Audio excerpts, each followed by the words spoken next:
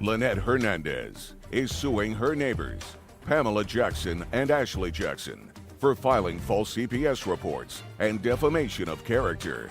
Court come to order. All rise. Have a seat, please. Case 2176, Hernandez versus Jackson. Thank you. You're welcome. Ms. Hernandez, you and the defendants are neighbors. Yes. You more recently moved into the neighborhood? Yes, on February 25th of 2022. And you've been living there for about a year. Year and a half. I have complaints and cross-complaints. Each one of you are claiming that the other is guilty of harassment. The defendant, in addition to the harassment, says that there was an assault on, that would be on you? Me. On you, by the plaintiff. Yes. And false police reports, reports to Child Welfare Administration. Each one of you is requesting serious damages as a result of this ongoing harassment and assault. And I gather from reading the papers that when you moved in, the whole bad feeling between neighbors started because of a parking space. Would that be correct? Correct. So your car is the white car. Correct. Tell me about the problem when you first moved in with the car, and go over to the chart. Okay. So a month after I moved in, I politely asked Pamela if she Just a can... second. Pamela, that would be you. Yes. Your last name is Jackson. Yes. Okay. So you asked Miss Jackson, whose car is the car parked in front of yours? Yes, this one. Okay. So you said to Miss Jackson, go ahead. I told her if she could please scoot up. We were both pulling in at the same time. We were coming back at the same time, so I thought I could politely ask her if she could just scoot up. I don't know what that means, and perhaps other people do, but I don't. You asked her to move her car. Yes, just a little bit forward because on the handicap, the yellow line ends right there. No, see, look at me. You asked her to, I see a handicap sign. Mm-hmm. So you asked her to move up. Yes. Why? Because she parks so further back, and when the neighbors park back there, I have to like parallel park, and sometimes I'm in a rush, so I just, want to just get out to go to work or to drop the kids off to school. So you prefer you don't like to parallel park? I do, but sometimes it's too, I just wanted to politely ask her if she could just scoot up a little bit, because she has a bunch of space in the front. Well, so I just thought I could... I don't see a whole bunch of space. What is handicap? Where is that handicap spot? Right here in front of her house. Right there? Mm-hmm. You have a handicap sign? When I moved in, I was told I could park there just because that's the old one. No, I do not. You do not. So you shouldn't be parking there anyway. I was told I could because that was the old sign. That's why they dismissed the ticket that she called to get when I didn't move my car. Just a second. You can't tell me what somebody else said to you. There's a handicap sign. That was from the police department in Marshall. What, did you have something from the police department indicating that you can park in a handicap spot? No, they removed it the next day and dismissed it because of that. Just a second. Is the sign still there? No, they removed it immediately. Okay, fine. Because so of the sign was removed? Yes. And what is that alleyway where the trash can is? That's the driveway for the next door neighbor's house. Mm-hmm. Just a second. So that what she's doing in parking her car there is permitting the trash cans, which are supposed to be out into the street, right? Point to the trash can. Yes, right here. So the trash can is supposed to be out in the street. In order to get back to the house, somebody who lives in that back house has to pull all the way around the trash can and her car if she moves her car up. Your Honor. It makes it that much more difficult for the person who lives behind. I understand. For trash day is understandable. I don't care. She doesn't. You have to understand, Ms. Hernandez, that she didn't have to accommodate you so that you don't have to parallel park. Mm-hmm. I just thought I could ask her politely, and I didn't think it was going to be okay. So let's go back a second. Mm-hmm. Now you can go back. So that's what started the trouble. You said politely. Tell me exactly what you said to her. Tell me exactly what you said to her, and you said that happened in March. Go ahead. I asked her, I said, excuse me, can you please scoot up a little bit so that I can parallel park? There was no trash that day. Just a second. I don't care. Trash, no trash. That's how I She doesn't have to figure Monday, Wednesday, and Friday. I have to scoot up my car because she doesn't like to parallel park. Do you understand? trash day, Monday, Wednesday, and Friday. Recycling Tuesday and Thursday, but not every week, every other week. So I have to remember to scoot up so that my young neighbor doesn't have to parallel park. It's ridiculous. Okay. It's ridiculous. Is that the way she asked you? No. What did she say? The way she told me was, ma'am, I would appreciate if you would just move around and park in the back. Now, the alleyway, it's illegal to No, just park. a second. She said, let's go slowly. So ma'am. she said, ma'am, I would appreciate if you would please move around to the back alleyway. I need parking for all my friends and family. No, true. Your Honor, that's not true. Yeah, I don't believe that. Sarah, I don't know what this is. You don't have to keep hitting it. That's the whole video. Thank you. If I hit it, maybe I hit it on the table. Yeah, I don't think so. Well- That only works with your phone. It only works on my Yeah. phone? Fresh math.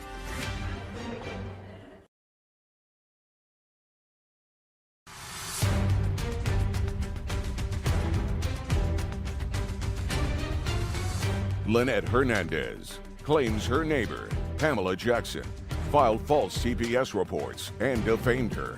Pamela is countersuing for an assault. Okay, she asked you to move, and you said to her, your response to her was, it's a public street, I'll park where I want to park. I tried to explain to her I have arthritis, so if you'll see, I park where I can walk around my car and go up the walkway. I don't care, you don't have to justify it to me, I asked you the question. You responded what? What did you... The way I responded was for... Think. If you don't remember, say I don't remember. I Don't remember. make it up. I remember because I've stated this the whole time. Every time, even the police have sat there and asked why I parked there because she's called the police over this multiple times. I have even explained to them I park the way I do. No, I want you to tell me. I told her, I says, I'm older, I have arthritis, I park where I do to be able to use my walkway. Her response was, you'll have a better access to your walkway if you pull up. I said, no, the person on my passenger side would, then I have to go up in the grass. No. I need the walkway for stability because I've already had one fall. Okay, whatever. You told her I can't accommodate you. Yes. Your Honor, that's not true because it didn't take that long. She got in her car, and she actually got in, and she scooted up. And she moved up a little bit. She moved up a little bit because the trash can wasn't there. Okay, so you asked her, ma'am, could you move up a little bit? And so what you're telling me is she accommodated you. She did. And she didn't say anything to you. So I thought it was okay. And then what happened? And then whenever I was parking, I got off and I told her, I was like, thank you. And then that's when she got upset. No. In March, what you're saying is you asked her to scoot up, and she did. And she did. When was the next date that something happened with the car? April 6th, she called the cops for the first time because she parked, that's how she parked. She parked very close to my car, as you can see on the picture. She started parking close to me like that. She called the cops for the first time. Just a second. That photograph was taken April 6th? Yes, ma'am. Of 2022? Yes, ma'am. Okay. And you were parked right in front of your house? Yes, ma'am. First. And she parked in front of you? Correct. And you're telling me that she called the police? Correct. Is that correct? No. Okay. Show me that she called the police on April 6th. She did? She called the police and then she was telling them that... No. Can't tell me what she was telling them.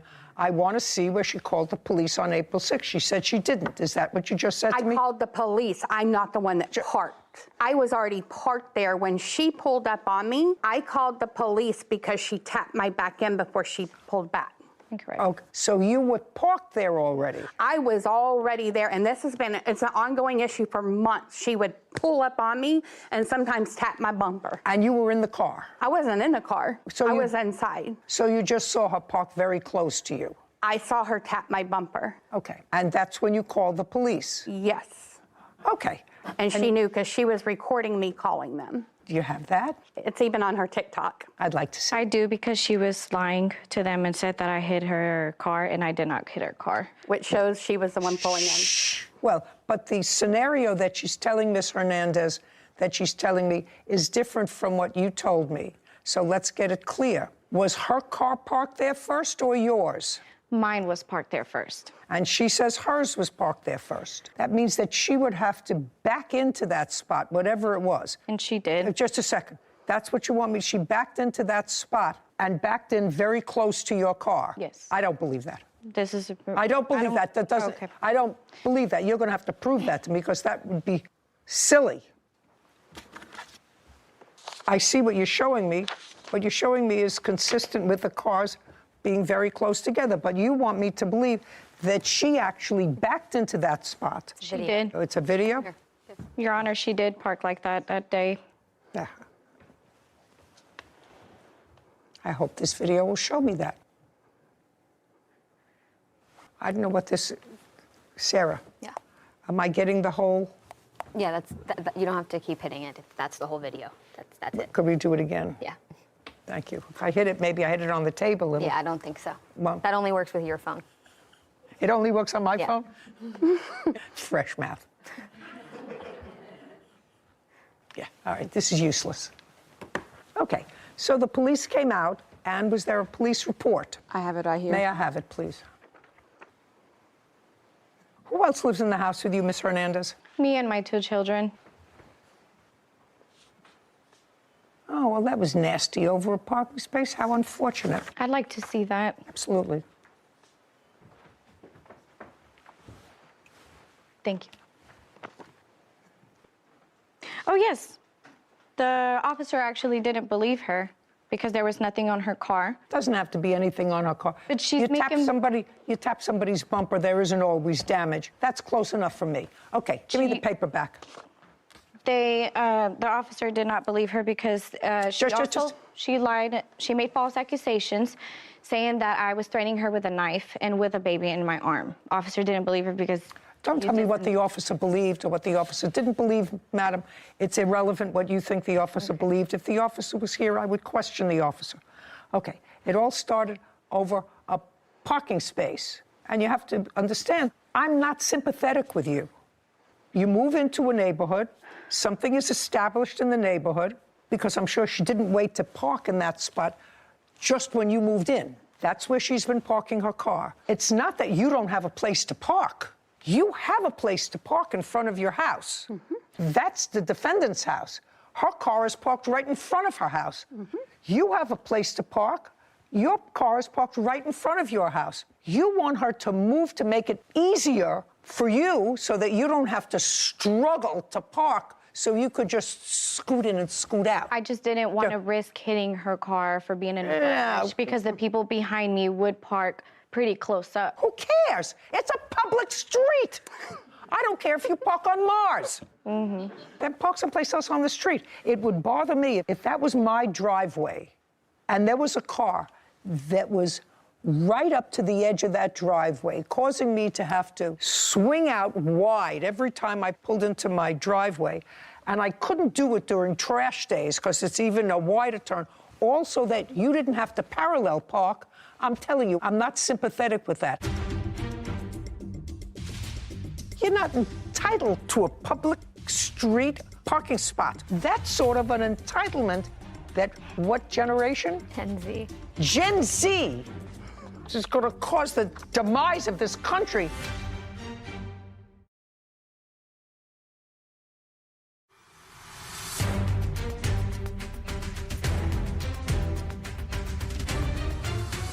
Lynette Hernandez has accused her neighbor, Pamela Jackson, of defaming her on social media. Pamela claims Lynette assaulted her with a trash can. Okay, how old are you? I'm 27. You're 27. Well, that makes sense. Is that called Your Honor. Gen X? Is that a Gen X? What is that? I think it's a Gen Z. Gen Z. Gen Z. Yeah. Gen Z, yes. Your Honor, There's a whole bunch of entitlements with Gen Z people. Your Honor, I don't think it's. Just a second. Your Honor, I don't think it's fair that she has called CPS on Just me. a second. We're not talking about fair. Right now, we're talking about parking. Well- right now, we're talking about what precipitated this bad feeling. And I agree with you. We'll get to the rest of the harassment, but what I'm telling you is you're off base here. You're not entitled to a public street parking spot that may or may not inconvenience somebody else. You have a spot in front of your house. But if the reason you told her to move her car and the people behind is because you don't like to parallel park, that is do. sort I of an didn't want to hit entitlement. I'm anybody. just telling you, Miss Hernandez, that's sort of an entitlement that what generation? Gen Z. Gen Z. This is going to cause the demise of this country. There is no entitlement to park right in front of your house, comfortably. There's no entitlement to that.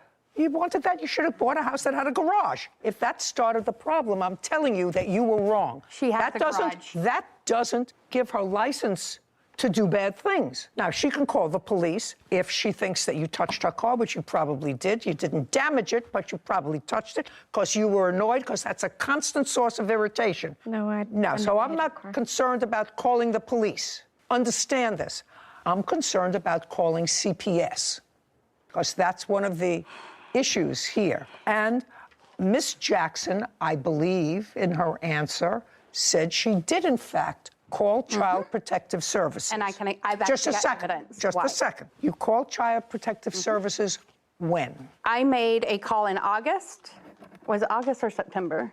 If you don't remember, you don't remember. You made a call to Your Child Honor. Protective Services Twice. based on 2 times. Twice. Well, there was the most recent one, so it's 3. So the first Just one, a second. So you called Child Protective Services 3 times. all 3 times, and I've got video evidence to why. Okay, I'd like to see the video evidence. Actually, pull that up. Great. One of them has to do with the fact she was inside, and I'd been outside changing batteries. I went to verify my cameras, picked up the audio. She had been yelling at her daughter, threatening to beat her up. Okay, just a second.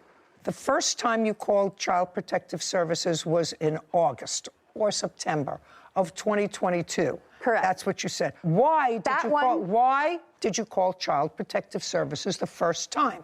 The first time was I saw her kind of shove her daughter backwards. You have that on tape? Did you find the tape on that one? Yes. I'd like to see it. Your Honor, they did not call CPS in August. Just a second. She says she did. August or September.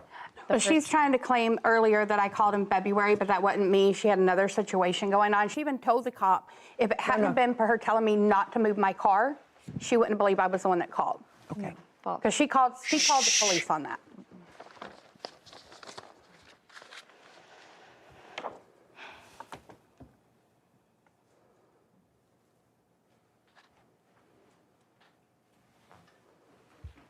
I don't see anything sufficient for you to call CPS the first time on that. That was a motion with a hand. Child didn't fall. There had been a bunch of yelling out before that. I don't care. That's an overkill.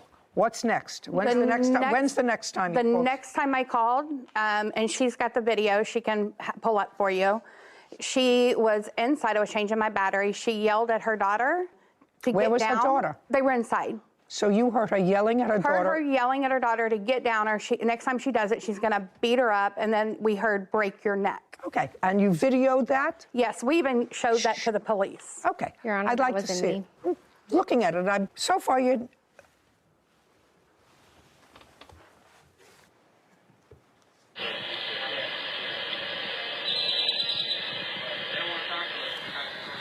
You hear anything?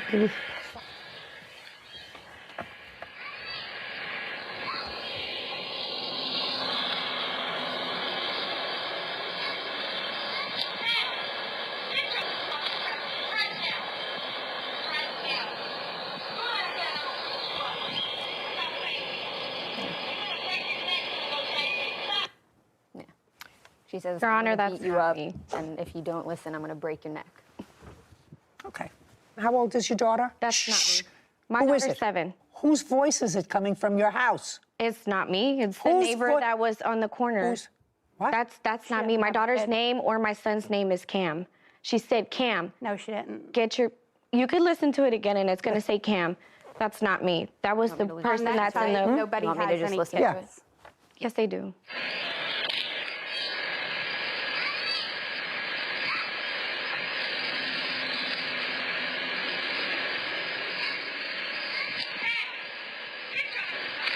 And then she says, hey, get off the couch right now. I'm going to beat you up. Stop playing. Okay. I'm going to break it. Oh, she says, you're going to break your neck. You're going to break You're your neck. going to break your neck. Yeah. Okay. That's not me. Second time. Just a second.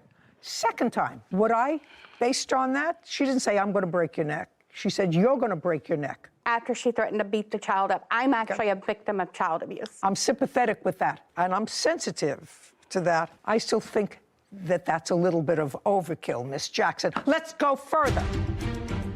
To be continued. Her employer, Sarah Adams, for lost wages and pain and suffering from a dog bite. Court come to order. All rise. Have a seat, please. Hello, Judge. Case 2177, Bazine versus Adams. Thank you. You're welcome. Miss Bazine, you had a job as a dental assistant. Is that right? Yes. And you went to school for that? Yes, Your Honor. Where did you go to school? Medical Institute? Did you graduate? Yes. I gather you didn't like it. No. I say that because you didn't stay in that career path for very long. Just for my own curiosity, I come from a long family of dentists. Tell me why you didn't like being a dental assistant. Had to be a reason. Cleaning people's teeth and having them fight you and tell you that they don't have cavities when they do. You didn't like the whole experience. Yeah, all the explaining you have to do. Okay, got it. Wasn't for you. No. You've got it in your hip pocket should you ever need it again. Right? Yeah. You have the degree. In any event, the defendant was a patient of yours. She came in as a patient. Yes. And you got to know each other, according to you. And she offered you a job at a place that she manages. You managed a store. What kind of store? It's in a plant store, so we sell scratch and dent appliances. When was that? Oh, geez. This had to have been in May. May of 2022? Correct. Is that when you started working in the store? I started July 3rd. That was your start date? And what were your duties? Sales rep, she taught me how to sell the scratch and dent appliances, how to run the store and help her manage it. I was making more commission, so I did take the job besides the dental office. So you worked in the dental office too? No. You left the I dental left office? the dental office so I could pursue more money. Okay. And you did make more money? Yes. There came a time, according to what I read in the complaint, that you, Miss Adams, asked the plaintiff to do an outside job for you. No, that was not correct. So Tell me how it happened that she ended up at your house. what happened was I was going to take my lunch to take my kids who were at home lunch because they were on school break. She offered to go. How old are your children? 16, 13, and 10. She offered to go in my place that she wanted a break. She clocked out for her lunch. I gave her money to go, one, pick up the food, and two, a little bit of gas money. She then went to my house. Just a minute, we're not there yet. She clocked out for her lunch break. I was clocking out at work. Shh. And you're the store manager? Yes, ma'am. And how long do you get for a lunch break? An hour. That's an hour during the day. That's yours. Correct. Now, from the store where where she clocked out, to the place where she was supposed to pick up lunch for your children, how far was that? Because you said you gave her gas money, so it wasn't around the corner. 15 minutes away. And how far from this place where she got the food is your house? Right down the road. 5 minutes. Not even 2. 2 minutes, 17 minutes. And then she's got to get back. Correct. So that's almost 40 minutes Correct. out of her 1 hour lunch. So she was doing you a favor. Yes, ma'am. Well, why don't you just say that? So you made me go through this whole exercise. It was more than half her lunch. It gave her 15 minutes for lunch. She was doing you a favor. Yes, ma'am. Did she ask you to do her this favor? Yes. Tell me how she asked you to do her this favor. Wouldn't go through when we were ordering the food. I was already on my way home. It was 2 o'clock in the afternoon, so I was ready to go. She said, go ahead, here's some money, deliver the food to the children. Thank you for your help. Did you have to pick up the food? Yes. Okay, she I gave went you to money. the drive-thru, sat in the drive-thru, ordered the food, drove to her house. So is what you're telling me that you did not volunteer? No, I was going home and then canceled, and I said, okay, I'm on my way home anyway. Oh, so get back, step back. Did you order food I to send did, to your and it kids? did not go through. Okay, so you ordered food to get there, and this was lunchtime. Correct. And how did you find out that they canceled? They sent me a notification to my phone. To your phone? Correct. And what time was that? 1 o'clock, 1:15. Had you already taken your lunch break? No, ma'am. Most days I do not. So you're in the store all day? I am. Well, then it would seem to me she had to find out that they canceled because you said that they sent the note to you. We work right next to one another. I don't know, she wasn't looking over at your phone, Right. right? She wasn't looking over at your phone. If you work right next to each other, common sense would dictate you said something, oh, whatever. Well, what expletive you used, they canceled my order. Correct. Could you take stuff to my kids for lunch? I was going to do it. She offered. I want you to tell me exactly what you said. You say you stay in the store all day.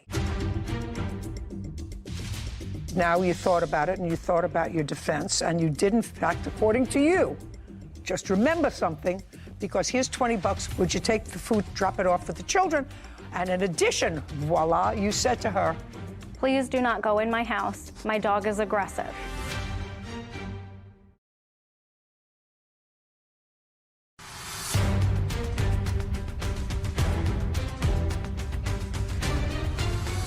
Mila Bazin claims her former employer, Sarah Adams, owes for injuries from a dog bite.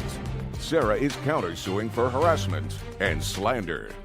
I want you to tell me exactly what you said. You stay in the store all day. Yes. Okay. But on and this she was ready to leave. No, so she was leaving for her lunch. No. I was going to leave and take the kids' food. Mila stated she wanted to go out of the store. She needed a break. So I told her, okay, if you want to clock out and take your lunch, if you will do this for me, I will give you an extra $20 for gas. She said, okay, no problem. So it was doing me a favor. That's what I want you to say. Yes. She was doing me a favor because I wanted to get my 16-year-old lunch that she couldn't get for herself. Correct. Right. That she couldn't walk around the corner and get for herself, or open the freezer and put in a toaster. Right? Right. Okay. So you had one of your subordinates go to your house and deliver the food. That's the bottom line. You had one of your subordinates, because you were in the store where you stay all the time, you had one of your subordinates, gave her 20 bucks, here's a little gas money for you, go pick up the food and bring it to the house. By the way, your 16-year-old doesn't get around? No, she's not driving it. She walks. Correct, but I don't like my children to leave the house. In the middle of the day, 1 o'clock? Correct. Okay. Not in this world that we live in. Okie dokie. Anyway, here's 20 bucks. Thank you. Did you say anything else to her? No. Has she ever been to your house before? Not at that time, no. Prior to giving her money and say, could you pick up the food and drop it off, she had not been to your house before. Correct. I did state to her before she left. Just a second. She had not been to your house before. Correct. Now you thought about it and you thought about your defense, and you did, in fact, according to you, just remember something, because here's 20 bucks. Would you take the food, drop it off for the children? And in addition, voila, you said to her, Please do not go in my house. My dog is aggressive. And that's why I did tell her to call me when she got there. I would call my daughter, have her go out and get the food. And Your Honor, I do have a video of my Ring doorbell of what happened. I'm going to watch that. Okay. Because what happened was there was a lot of food, according to what I've read. It needed 3 children. It needed 2 trips. Daughter took in some, she took the other, and she was bitten by your pit bull. Correct, but I told her, do not go in my house. And she was bitten by your pit bull. Yes, in my home. She wasn't trespassing in your house, madam. She wasn't burglarizing your house. She was bitten by your pit bull. That's Right, what the but case is about. She was told not to go into my house. If I believe you. I have evidence. I'm going to look at it. Okay. If I believe you, whether I believe you or not, she was bitten in your house by your dog. How old is your pit bull? 7 years old. Where did you get her? From the pound. So you went to get food. You took your car and you went to get food. And you picked up how many bags of food for the 3 children? There's at least, I think, 2 bags, or 1 big bag, and then 2 drinks. 3 drinks in total. I had to carry 1 drink back in behind April. I should have waited in the car, but Now, why should you have waited in the car? because Why? now that I'm bitten, I say that. Well, what would have made you think that you should be waiting in the car? No reason. Did Miss Adams say to you when you left, No, Your Honor. text me when you get there, my daughter will come out? Yes, to make it easier for me, but not because she told me she had a killer dog. Did she tell you she had any dog? No, I knew of one little dog, her little Mookie, her baby Chihuahua dog. Your Honor, I bring a dog with me to work every day. That you I pick just it up. got while I was Just a working second. there. Just a second. Don't interrupt.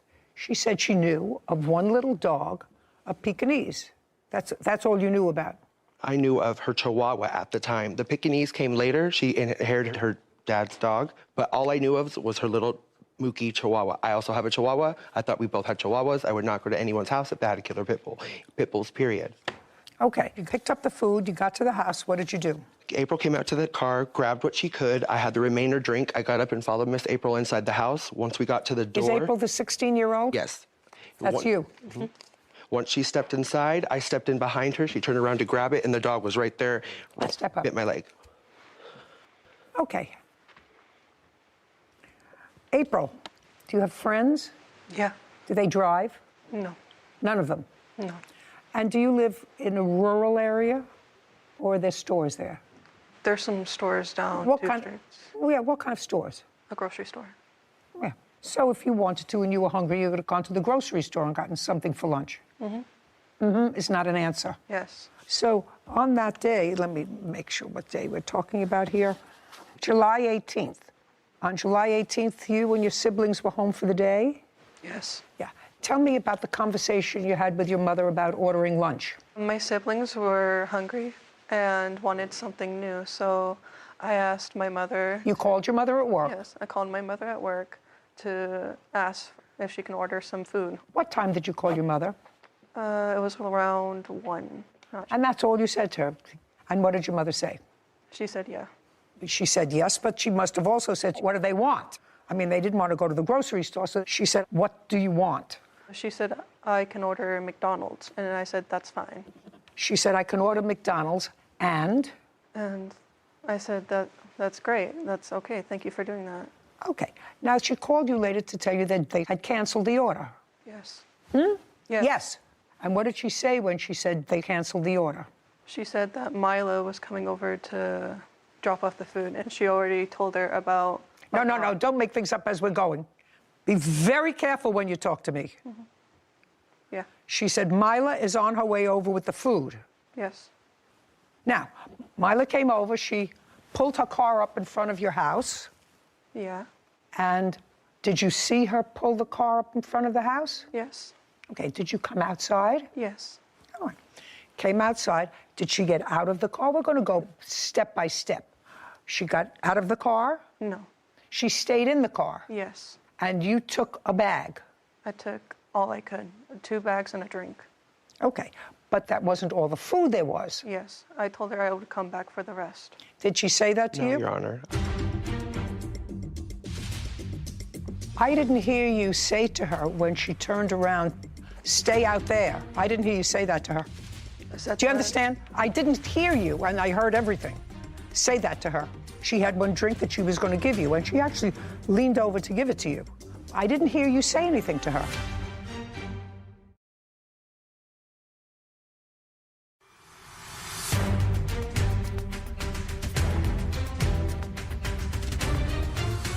Mila Bazin is accusing her former employer, Sarah Adams, of refusing to pay for injuries caused by her pit bull. Sarah claims Mila already agreed to a $300 settlement. Now, she got out of the car? No. She stayed in the car? Yes. And you took a bag? I took all I could, 2 bags and a drink.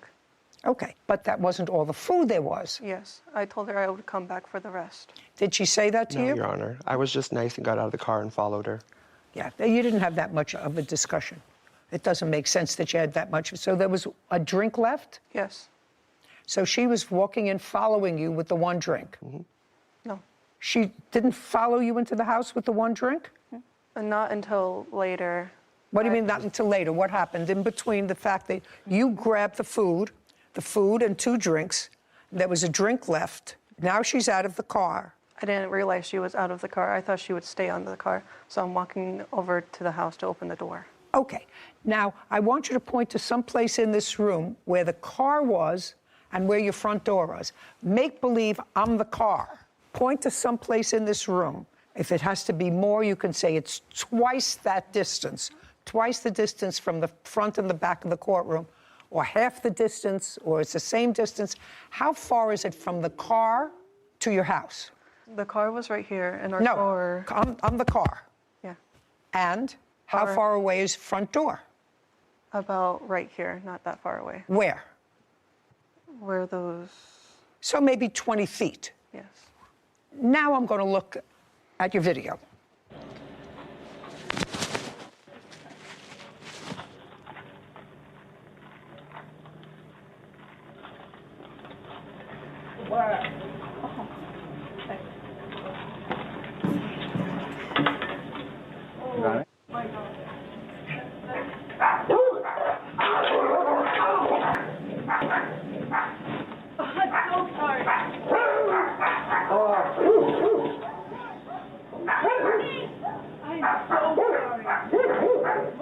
What did she do?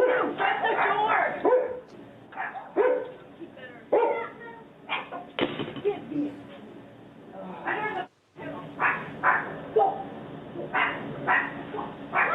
Give me a towel. I'm so sorry. Give me a towel, hurry.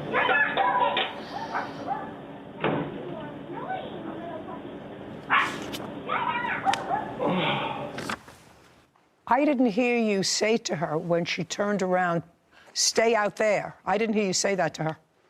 Do you understand? I didn't hear you, and I heard everything. Say that to her. She had one drink that she was going to give you, and she actually leaned over to give it to you as you were in the door. I didn't hear you say anything to her. Stay outside, don't come near here. That's a long walk. I didn't hear you. Is that because you didn't say it? No, before the video, when I went to get, she was inside Oh, the we're car. going to hear it again. We're going to go right from the beginning. I heard you speak to your brothers, open the door, food's here. I heard that. I didn't hear anything else. I may have missed it. We're going to play it again.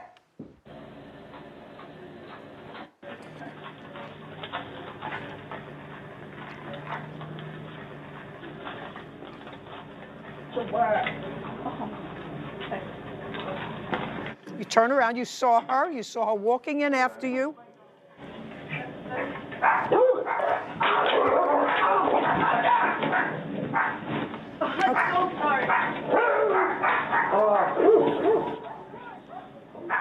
Okay. Anyway, Ms. Bazin, as a result of this dog bite, according to you, you had some serious medical issues. It became infected, couldn't work for a period of time. Do you have any of the medical records? Yes. I'd like to take a look at them. I have them, the bill and the records. You want just the records? Yeah, both. Color coordinated by paper clips.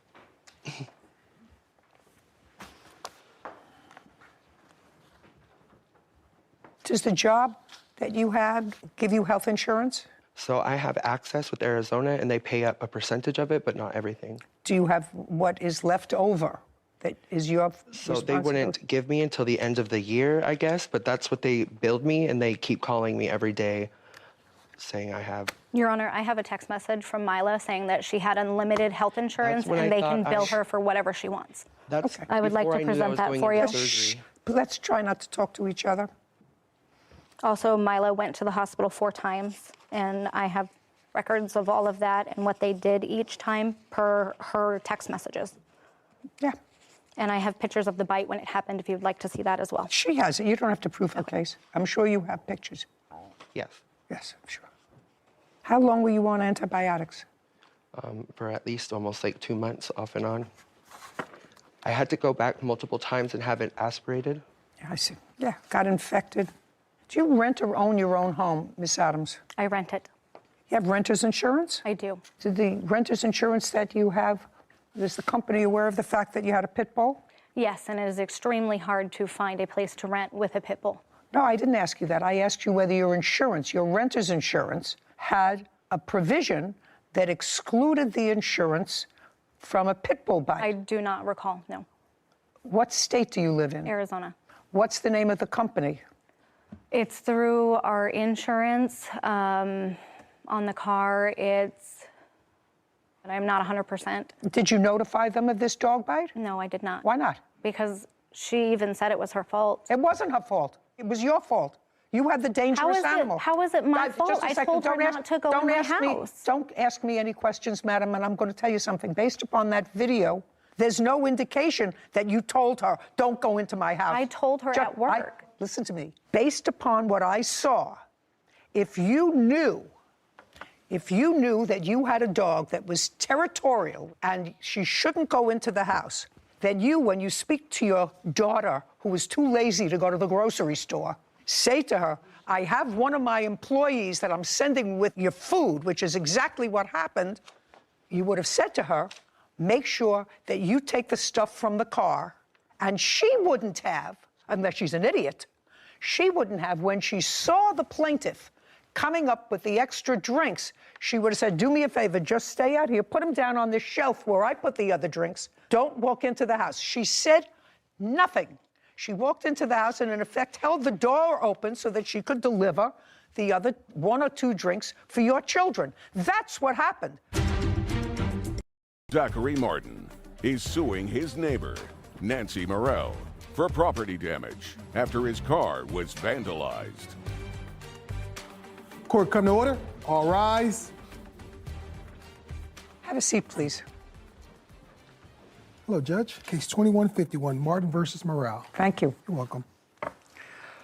Mr. Martin, you and the defendant are neighbors. Yes, ma'am. How long have you been neighbors? Moved into the subdivision in 2019. That's how long you've been there. Yes, ma'am. Do you know how long the defendant has been there? I think 2014. Is that right? 2017, Your Honor. Oh, okay.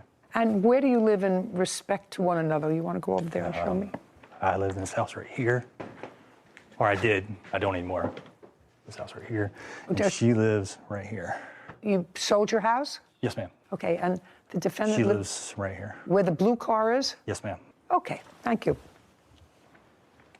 This is sort of a circular area, and from the circular area, you pull into your driveway. Is that right? Okay. It is your claim that the defendant keyed your car. Yes, ma'am. And when did this happen? January 22nd, 2022. The defendant says that she did not key your car. She has a counterclaim. She claims that she was falsely arrested and held overnight in jail. That is a lie. But just a Okay.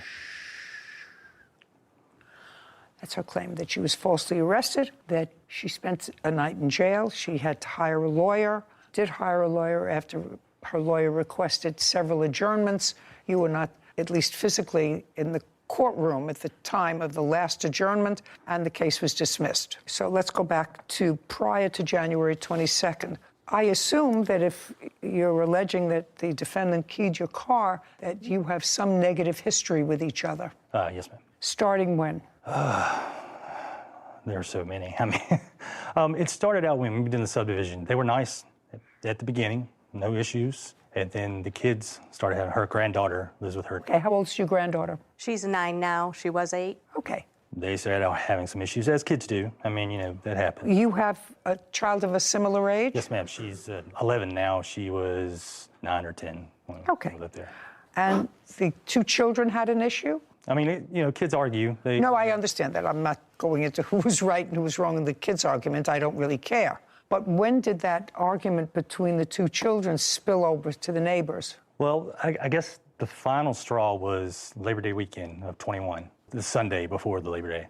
We came home late. It was about 7 o'clock. We were working, and we told Jillian we were going home for a little bit, and she said, I want to swim in the pool. I said, all right. Jillian is your 10-year-old? Yes, yes. And of course, she said, well, that's boring, Daddy. I want a friend to swim with me. So I said, okay, 1 friend. That's it, because your brother's going to watch you, and then we're leaving to go back to work. So she goes next door to Patrick's house, which is the next door neighbor, and she asked Patrick to come over and go swimming. He comes over. At the time, I didn't know this. At the time, At the time, the defendant's granddaughter was there. Yes. At Patrick's house. yes, Got it. So your daughter went over and invited Patrick Right. to come and swim. right. And not, You had told her that she could have 1 friend in the Right. pool, so Patrick left to come swimming, leaving your granddaughter alone. well, she had to go home. She had to go home. Yes. She came home. So just a second. That's what happened. Okay, you had a grandchild who had hurt feelings. I assume She had actually hurt. went over to go swimming. She thought she was invited too. You had a Then- child with hurt feelings. And I went to ask what had happened. Okay, That's this big hoopla. okay. Now, your grandchild comes home. I assume she was upset. Was she crying? Yes. Okay. And that was about what time? In the evening. I honestly can't remember. Okay. And when she came home crying, tell me what you did. Went out and, honey, what's wrong? What did you do? Are you okay? Yes, and she told you what happened. Said I went over to Jillian's. She invited us swimming. And when I got there, her dad said only 1 person could swim. Okay. So she came home. Okay. And what did you do next? That's not what happened. I talked to her, calmed her down, and I went over and said, hey. You know, just a second. You walked from your house, where the blue car is. Yep, around the corner. Did you take your granddaughter with you? No, ma'am. Okay. She's lying. And what? Shh. If you do that again, I'm All just right. going to dismiss your case. Do you understand Yes. that? And you know, it's Yeah, easy. I got it. This isn't my case. It's your case. I know. So you walked alone to his house. Did you knock at the door? Did you go outside? I want you to tell me exactly what you did. I don't remember if I went to the front door, or I went to where the pool is, and I do believe Mr. Martin was out there. Okay, so Mr. Martin was out there, and you said it in that kind of a calm tone? What happened to my granddaughter? Why is she crying? Well, she told you why she was crying when she was home. She told you she was crying because she went over there to swim, and Mr. Martin said you can only have one person swim with you. Which is totally out of character. The children swim together all the time. You mean at Mr. Martin's pool? At Mr. Martin's pool, and if they need another adult. Just a second. I go. So they swim all the time in Mr. Martin's pool, so you wanted to know what happened on this occasion when he said only one person can swim. Yes. And you said it in just the same kind of conversational tone that I'm talking in, is my question. I was very calm at the beginning, yes. Oh, okay. And so you said to him what happened, and what did he say to you? I don't remember exactly. It was to the effect of his son was going to watch them, and he could only have one child in the pool. Right, that he wanted his son to have responsibility of only watching one other child other than his sister. Correct. Right, well, that sounds reasonable. And that's fine. Just a second. So how did it escalate? He said, I only wanted one child in here. My son's going to watch the kids. We have to go back to work. And that should have been it. Why wasn't it? I don't know. So I walked back out and looked at the Pathfinder, and that's what I discovered, the scratch across the back. Bright white, so that indicates it's fresh. I told her while she was standing there, you're going to jail. I'm going to call the police. Okay, now I'd like to see the video.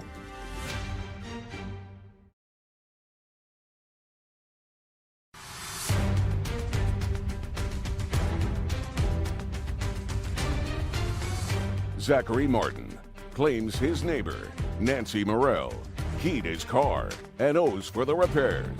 Nancy is countersuing for a false arrest and lawyer fees. Now let's get to your version of what happened. Okay, so you said only one child. Her granddaughter went home. Her granddaughter, who's a little girl, is upset. Why can't I go swimming too? I got that. And? This is a lie. Everything she told you is a lie. Just a second. She did not come to my house. Just a second. She did not come to my house. If you say again it's a lie, I'm going to dismiss your case. Do you understand that?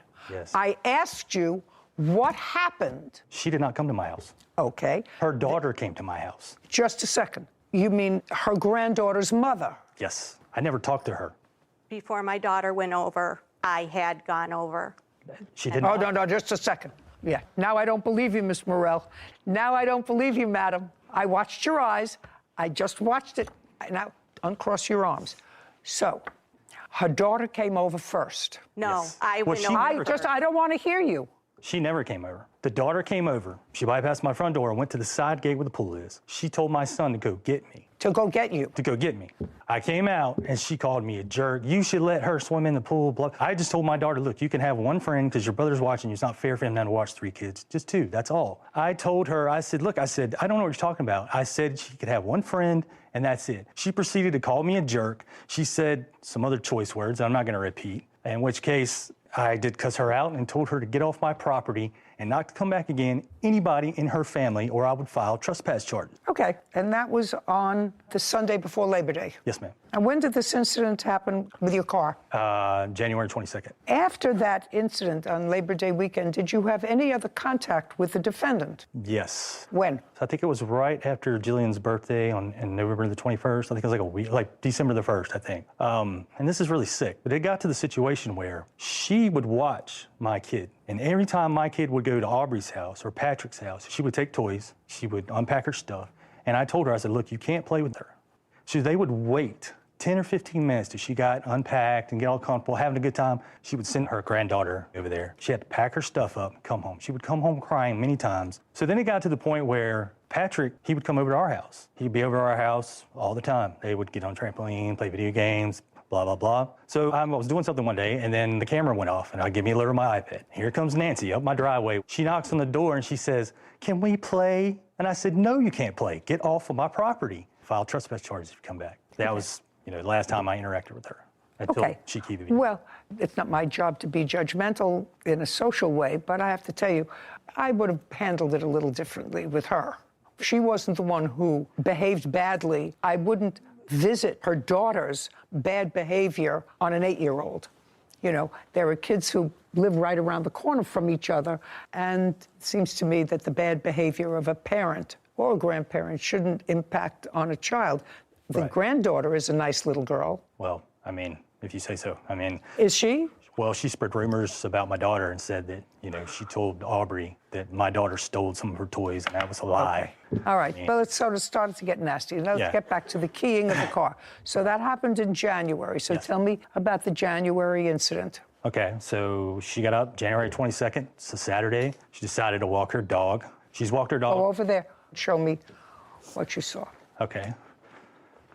So she decided to walk her dog, and so she walks up the sidewalk. Well, you didn't see that. No, not right here. No, you didn't see that. When she gets about right here, which is Patrick's house, the mailbox is right here, you can see in the video. That's when the cameras detect motion. That's when I get the alert. So I see her walking the dog, and she's walked her dog past my house many times, but never gotten that close to my vehicle. So immediately I thought something. Where was your car? My car is parked right here. In the driveway? Yes, ma'am. So she walks the dogs, and she is right beside the view. I mean, you can see in the video, you can see her right hand go up. So I immediately run out of the house. I have a truck parked right here. I looked at my truck. I thought maybe she did something to the truck. I looked at it, didn't see anything. I went back outside, and I said, well, wait a minute, let me go back outside and look at the Pathfinder. So I walked back out and looked at the Pathfinder, and that's what I discovered, the scratch across the back. It's bright white, so that indicates it's fresh. I told her while she was standing there, you're going to jail. I'm going to call the police. Okay, step back. When you said to her, you're going to jail, I'm going to call the police, did she respond? I don't think so, no. Okay, now I'd like to see the video. Okay. You can see as her hand goes up right there.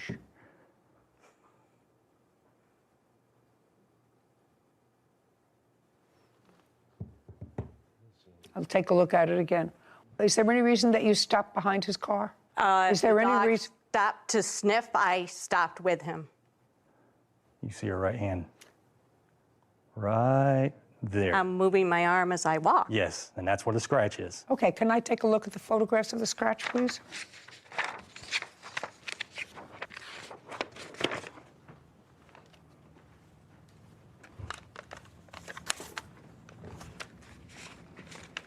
Okay, so based upon what you saw, you called the police. And based upon that, the police came, interviewed you, and viewed this tape. Actually, I had contacted the police after he had yelled at me. He's a little incorrect. Could I show you where? Sure. I did walk my dog around here. His cars impede the sidewalk, so I moved. And I had completed my whole route over to about here, and he did indeed come out and yell at me. I caught a few words of it, said I'm walking my dog, waved my arms, and continued on.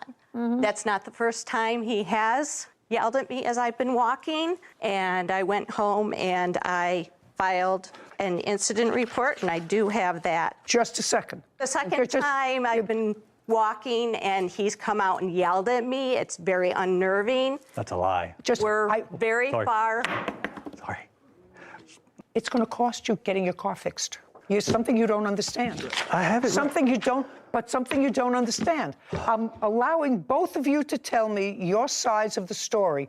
You can't say that's a lie. Do you understand? Yes, ma'am. I'm not cutting you off. I let you tell me your story, sir. I let you tell me what happened, and I want to give the defendant the same opportunity. You can't interrupt her. Now you understand that? Yes, ma'am. Okay? I will tell you what I don't understand, Miss Morell. You see, if I had got into a kerfuffle with him, which you had, because he said you and your granddaughter, which I actually think was socially wrong with regard to your granddaughter, but with regard to you, he doesn't want you there, right? I wouldn't walk up a cul-de-sac to go past his house. If it were me, I see plenty of space where you can walk. You can cross the street from your house and walk in the street the other way. And then when you come back, you can walk the other way. You don't have to go inside that cul-de-sac to walk anywhere near his house. That's looking for trouble. Can I just say something? About what? The trend that another gentleman, he tried to accuse of scratching his car. Are you her husband? Yes, ma'am. Okay, I'm going to let you stand up now, and you're going to show me where he accused somebody else of keying his car in the back in January. Show me.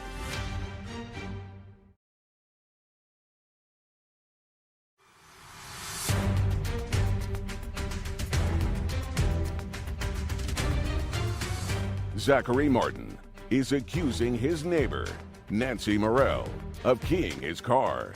Nancy is countersuing for a false arrest and lawyer fees. So you have a counterclaim, and your counterclaim is for false arrest. He didn't arrest you. The police arrested you.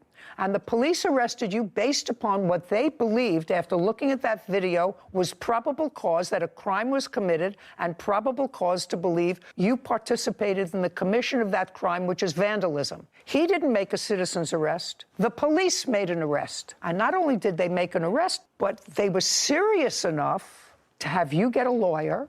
Your counsel went in. I assume your new counsel asked for an adjournment. I assume your new counsel, you were there. I believe so. I was not there, ma'am. I waited out in the hall, and my lawyer represented me. Fine. So I assume that you knew that your lawyer was going to ask for an adjournment. The lawyer didn't prepare you for trial, did he? No. No. Your Honor. So he was. I'm not listening to you. As a witness, can I just say something? About what? The trend that another gentleman, he tried to accuse of scratching his car. We have evidence of that. Just a second. That I'll listen to in a minute. Okay. The second time your case was on, did you go into court or did you wait outside? I waited outside. Then if you waited outside, you knew again your lawyer was going to ask for an adjournment. The first time the case was on, did you attend the court hearing? Yes, ma'am. Were you inside the court? Yes, ma'am. She was not there. She was outside. Yes, ma'am. The second time when the case was adjourned, were you in court? Yes, ma'am. Was she there? Yes, ma'am. Outside or inside? She was outside. Did her lawyer ask for an adjournment? Continuance. A continuance? Yes, ma'am. Same thing? Yes, ma'am. Did it happen more than twice? Yes.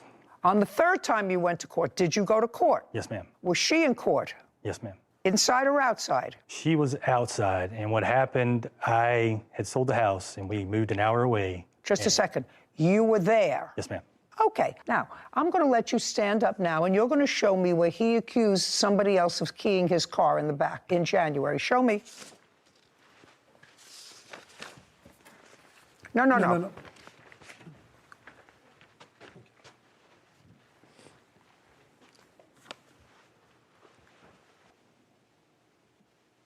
Well, this says that on January 18th, which was 4 days before this incident, you reported another vandalism to a Nissan Titan. Yes, ma'am. Is that the car that you saw her key or believe she keyed? No, ma'am, that's a different vehicle. That's what I thought. That's a different vehicle. That has nothing to do with this car. Well, the gentleman that he accused of, he didn't even have arrested or didn't want to press charges. Just a second. Okay, so now I'm going to let you stand up, and I'm going to give you my end of the riot act, because if this is what you're deluding yourself with, I'm going to tell you. He didn't have video of anybody on the 18th around his car. In your wife's case, sir, he had prior experience with her. She had no business walking right in front of the house when there are plenty of other places to walk. If they are not on great terms, he had every right to call the police, show them the video, and they had every right to arrest her. Do you understand that? I understand that, but Good. that doesn't This has prove nothing. that she scratched the vehicle. That doesn't prove that. Just a second. That's what a trial is for, sir. That was up to a jury. What your wife is suing him for is for false arrest. He didn't arrest her. The police arrested her. Now sit. May I see the invoice? Have you had the car fixed? Yes, ma'am. I have an estimate, and I also have the police report. I'd like to see both. I'd like to see both.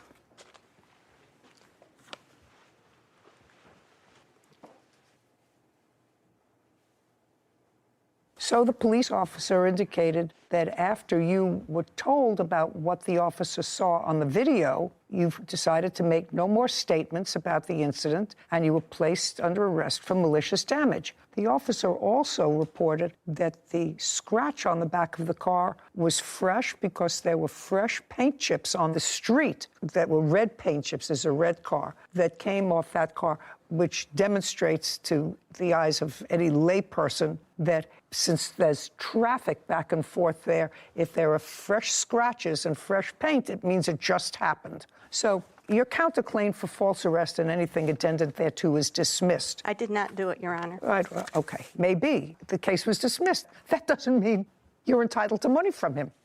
Police had probable cause to believe that a crime was committed and probable cause to believe that you committed that crime. The rest of it is up to a jury. So you have a beef with the police department, not with him. They had an absolute right to arrest you. I'm not giving you $2,500 for this scratch, sir. Get it out of your mind. Do you understand? Why not? It's not a $2,500 scratch. I mean, that's an estimate from a body shop. $500. Judgment for the plaintiff. We're done. This court is adjourned. Well, she was incorrect because I did not do it. You know, we took an oath when we went inside to tell the truth, and she lied repeatedly, and she got mad at me when I said that's a lie, but it was a lie. That he saw me walking by and looked at the car and said, oh.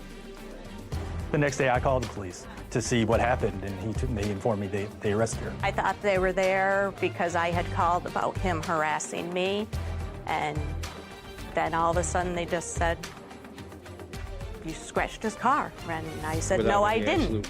I think she should have stayed in jail longer. They placed me in custody. The lady does nothing but lie. She's a liar. It was horrible. I actually thought his behavior when the defendant brought her granddaughter over subsequently and said, can't she play? Because evidently there are 2 or 3 kids who live close by and they always played together. All of a sudden, the granddaughter is excluded from that play. There's a certain amount, as a parent, he should have had some sense of that and said, well, of course they can play, but your daughter owes me an apology. You know, if you're behaving like an adult, your daughter owes me an apology. I tried to do a responsible thing. I didn't want to let my son watch more than one stranger child in a pool, which is absolutely smart because, God forbid, something happened to one of those children, they would certainly turn around and sue him. Yeah. So he did the responsible thing. Was it hurtful to the other child? Yes. According to him, his daughter was playing at Patrick's house. She came over and said, you can't come, because they're little children. They don't understand. You can't come. Only one person can come. But you're a grown-up.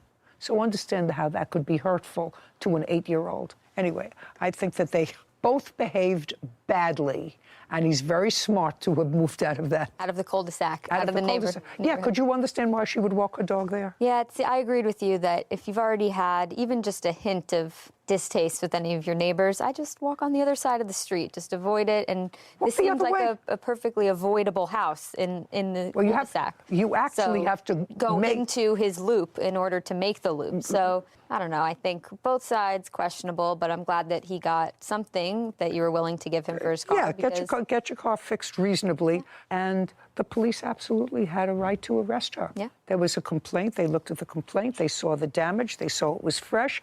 They saw her right there on the video. They had a history of bad feelings between them. They had an absolute right to arrest her. Yeah. Too bad. Michael Attar is suing his former clients, Mary and Michael Rhodes, for unpaid demolition work. Court come to order. All rise. Have a seat, please.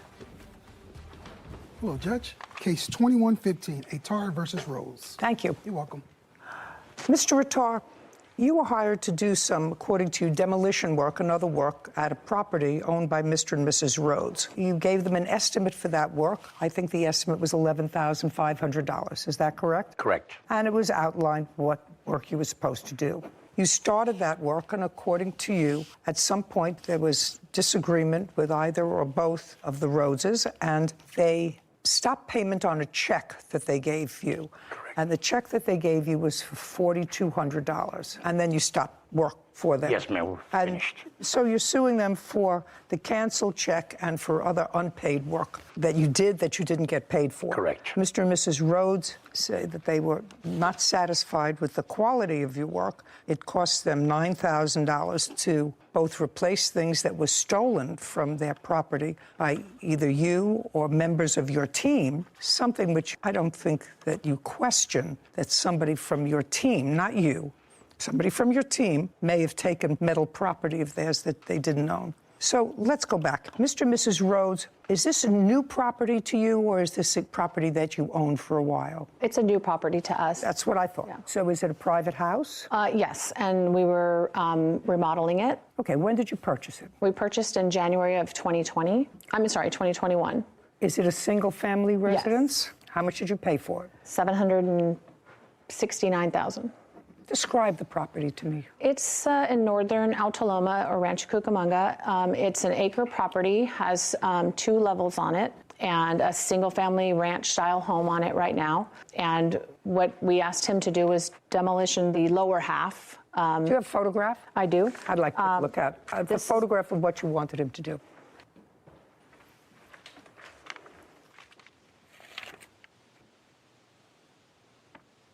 That's what the lower half looked like Okay. before. So this whole portion you wanted him Correct. to demolish, and remove the debris. And grade flat. Is that correct, sir? I can't see from here, ma'am. Okay. Well, I'm going to show it to you. To demolish it, flatten it, fill it in. Remove all the debris. Yes. Okay. And did you have a written contract? We did not.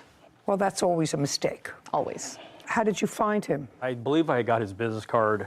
It was on my personal car, I think at Home Depot. We had bought this house and we tried to find somebody to do the work, but Mr. Rhodes, let me tell you that the best way to find somebody is not somebody who leaves a card on your car at Home Depot or any place else. Yeah. It was a difficult time to find contractors with COVID and everything at that time. And at the time, I'm also going to add, because I read in the paper somewhere at the time, he didn't have a license. He did not. And you knew he didn't have a license. Yeah. That's the first thing I told him, Your Honor. I do not Just a have second. license. They didn't say no, we didn't know. They said we knew. So you got somebody who had no license to do what you wanted him to do, and you got his number from a card that he left on your windshield. Did you ask for references? That's either a yes or a no.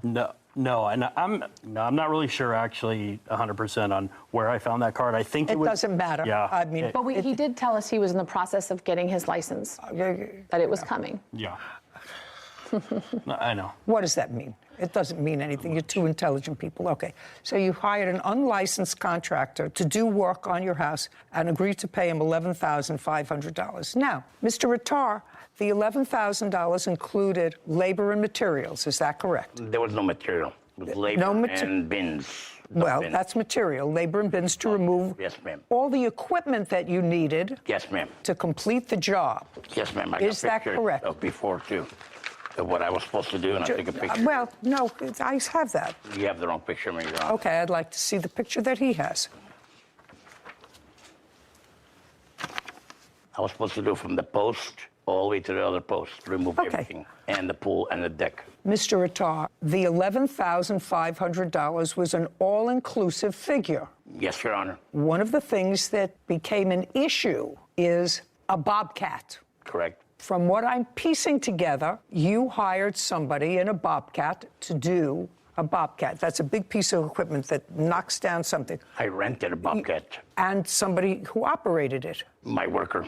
You didn't know how to operate the bobcat. I know how to operate bobcat, but I was controlling the demolition site, ma'am. I was like many things Just a was going at the second. same time. I had to control everything.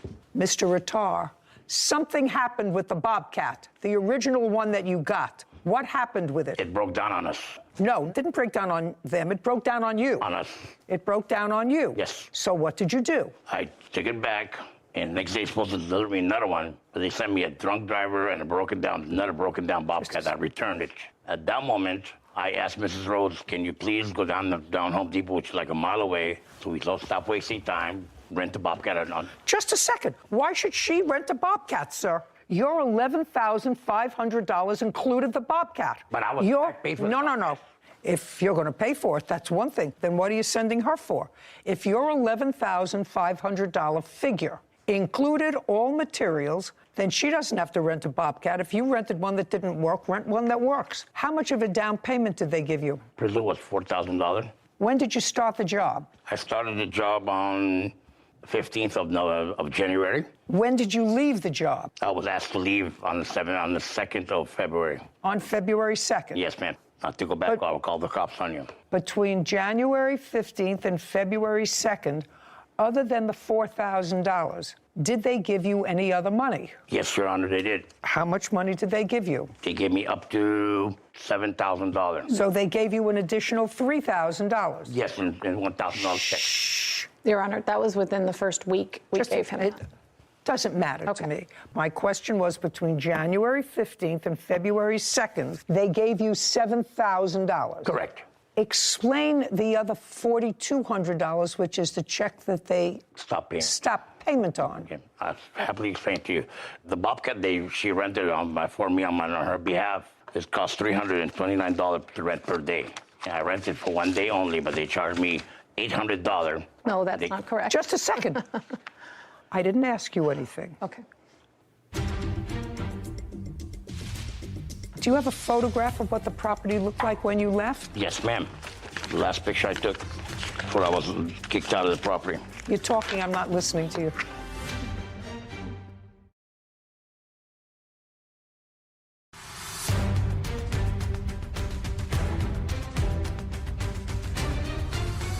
Michael Attar claims his former clients, Mary and Michael Rhodes, owe for unpaid demolition work. Mary and Michael are countersuing for lost wages, equipment rental, and missing property. Now, they paid you $7,000. Correct. They wrote you another check. The final check was supposed to be $5,000, but they only gave me $4,200 because they minus $800 for the Bobcat rental. Just a second. First of all, the total bill wasn't 7 and 5. 7 and 5, even my rudimentary math, is $12,000. That would be $500 more than your agreed contract, which was for $11,500. They gave me $6,500 because they gave me small checks. They gave me the first initial Just check, a second. They gave me smaller ones. Sir, you're the businessman, whether you have a license or not. I asked you before how much money did they give you between January 15th and February 2nd, and you said $7,000. I didn't write it down, Your Honor. Well, you're here asking for money, and you have to write it down. I'm you asking have to for have work some. I've done performed already. And No, sir. And I just did the job, Your Honor. I did 7, 8 other side jobs for I don't care whether you did 7 or 8 side jobs. Your original agreement with them was for $11,500, including all material. Now, what you said to me was that they gave you $7,000, and you said they're supposed to give me another $5,000. Well, another $5,000 is more than your quote. Ma'am, the balance was $5,000. How?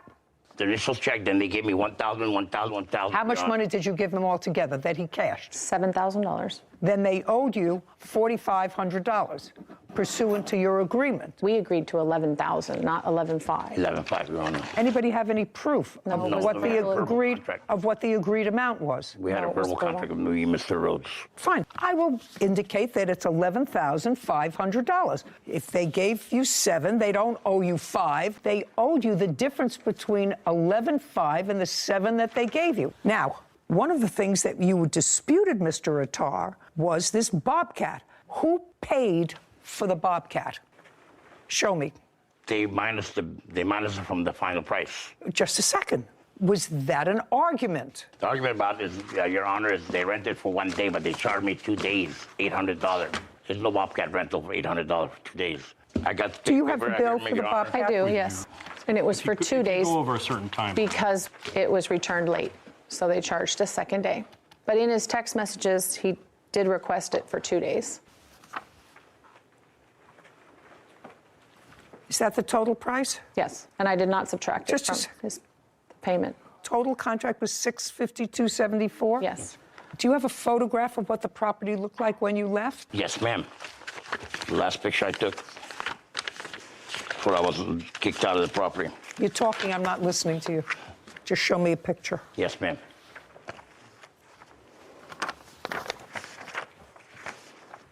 This is not a picture. Mr. Attar, you're the businessman. Yes, ma'am. This is your company. Yes, ma'am. Company requires, A, a license before you operate, which you didn't have. If you do. B, it requires a written contract. You're the businessman. They're people who bought a house who got your number off a windshield someplace. You're the businessman, and you want the parameters. You want them fixed. So I don't know if it's $11,000 or $11,500. Do you understand? Very much, Your Honor. Right. Well, that's your mistake. You look as if you've probably been in business for a long time. 14 years. And is what you're telling me you don't have written contracts? All my contracts are verbal. Then how many times have you been in court, sir? Never. Never. I've never had a stop payment check. Never paid me on time, Your Honor. It's a problem. So when you finished, the debris wasn't all removed. That wood, they kept telling me, don't touch it. Their neighbor, cousin, whoever's going to come pick it up. That was just cut cord wood. No. There's brick there's wood, there's cement. We cleaned all that. I personally cleaned Just all that. a second. What I asked you, Mr. Attar, was show me a picture of the property when you left. This is the picture that you showed me. That was the last, before I had more work, I came in and did more. I wasn't taking pictures. I wasn't expecting somebody to stop payment on a check, Your Honor. I was not expecting that. What it looked like when he left. What about after Well, what are you showing me here? This brick that's here? They piled it there and then left it there. Well, that's probably a good. No, it was supposed to be removed. So this is the back. That's the picture of the sagging patio because he removed part of the supports that were holding up the patio that he wasn't supposed to. So it's now sagging. Now, this is the picture that you gave me when you told me this is what you wanted, leveled, cleared, and made flat. Right. Now, I want to see your picture of what this looked like when he left. You have it. It's in some of those photos. Flat's leveled. You're talking about this? Yeah. That's part of it. The close-ups, that's part of it. Well, it looks like most of the stuff is done. It looked like a lot of cleanup left. No, ma'am, we've done all the cleanup. Well, I haven't seen that, so then what you're supposed to do is take a photograph. It was also buried underneath. These are the photos of when we did it ourselves and really leveled it out. And as we were doing that, we found so much buried underneath that should have been removed, but his Bobcat person buried it all. Your Honor. Being buried. All the debris, all the concrete brick. Okay, let me see the bill from the. No, we did it ourselves. We rented equipment and did it ourselves on his vacation. Oh, nice. Okay, $4,500 is so far what's owed on this contract. Now, your counterclaim is money owed for lost work, equipment rentals, labor and missing damages to property. What money owed for lost work? During the second week that he was working, he called and said that his crew had left. This was the second day of supposed to be use of the Bobcat that I rented. Okay, if you interrupt me again, I'm just dismissing your case. Do you understand? Thank you, Your Honor. Understand? Yes, ma'am. Very good. So just explain lost work. Who's lost work? Oh, forget it. Well, he called and said his crew left. Forget it. He can't finish the job. You weren't living there. Not yet, no. You weren't living there. Okay. He wants to go. I'm not interested in his lost wages for taking care of his house. So far, you owe the man the balance on his contract, unless you had somebody else do it, which is absolutely fine. And I would look at that removal of debris, what it costs you, and you're absolutely entitled to that. Deducted from what you owe him, which is $4,500. But he didn't finish the job. Just a second. You tell me, how am I supposed to gauge how much of the job he didn't finish? Did he not complete $2,500 worth? $3,500 worth? $1,500 worth? I think the $7,000 we paid him was overpaid. He didn't have to end up removing an entire pool. He only had to remove... That's your problem. Just a second. I read that. You said it's not a big pool. It wasn't 8 feet. It was only 24 inches. He gave you a price to level everything. Nothing delineated, nothing in a written contract. The pool turns out to be 2 feet instead of 6 feet or 2 feet instead of 8 feet. Well, if he was the contractor and he came out and he looked at the pool, he said, oh, this is an 8-foot pool, and it turned out it's a 12-foot pool, he'd be stuck with 11.5, just like you're stuck with 11.5 because it was shallower. Now, you owe him $4,500 unless you want to produce for me bills that you have for rental equipment, et cetera, and I will absolutely deduct that from the $4,500. Just give me the bills and the amount of equipment. Don't say nothing, Mr. Retard. Mr. Rhodes, did you rent a Bobcat? The one that I cleaned up the yard with? Yes. I rented a piece of equipment. Jump up! Yes. And you know how they pick up metal? No, I don't know that, sir. I'm a television personality. I don't know about people driving down the street to pick up metal. I've never had somebody drive down the street and say, I'm looking for metal. They don't even come down my street and ask if I want sharp knives.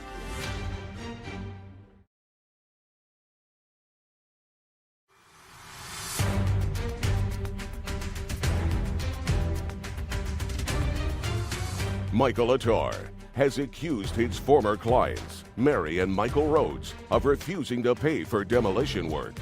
Mary and Michael claim he never finished the job and stole their property. Now, what did you rent? A skip loader. That's different from a Bobcat. Yes, that's correct. Smaller? I would say bigger. Bigger. And do you remember how much it cost you? Did you rent it from Home Depot? No. It's from a local rental yard. I think it was All the equipment we rented in Ontario. was $1,300. Yeah. Find it. Yeah. Find the bill. They didn't print it, so now I gotta. How many days did you have it, Mr. Rhodes? 4. I'm dismissing your counterclaim, Mrs. Rhodes. Do you want to know why? Because I asked him a specific question, and you answered. Do you understand?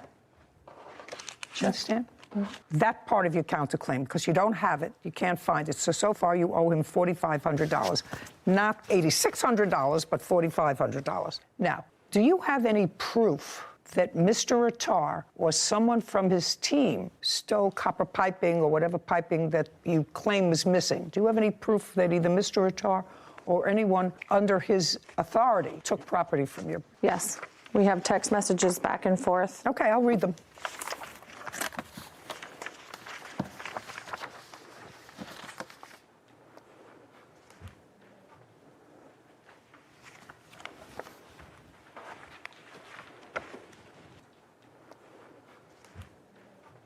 Okay, so what you're referring to with regard to the stolen property is you send a picture and there's a little piece of pipe there, one piece of pipe, and you say, Mike, did you or you guys happen to grind off 2 metal poles and concrete blocks? The kids use those for volleyball nets. And he says, oh my God, no, sir, but I'm guessing the person whom I gave my metal to, no problem, Michael, please give, and I don't see the rest of this message. Yes, so that was the beginning of things we noticed that were missing. Oh, I don't care. And then, this is what you're talking about? Yes, he's saying he let a metal person onto our yard, Okay. and they went and took everything that was metal. Okay.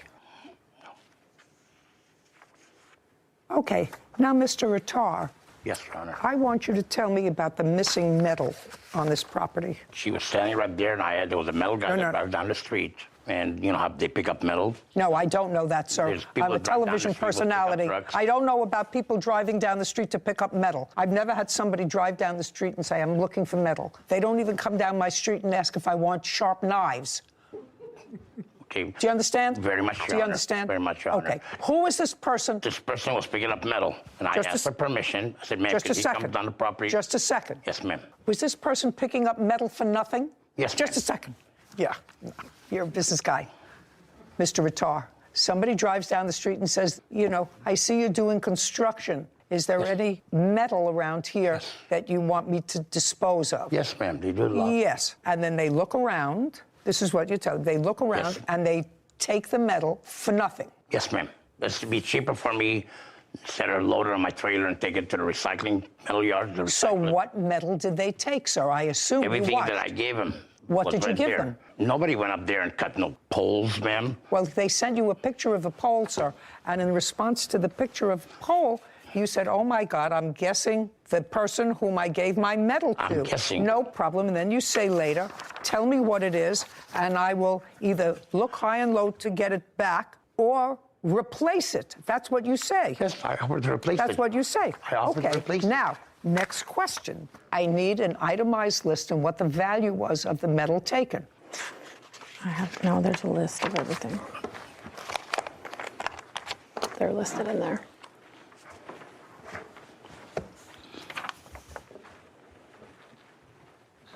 What is this?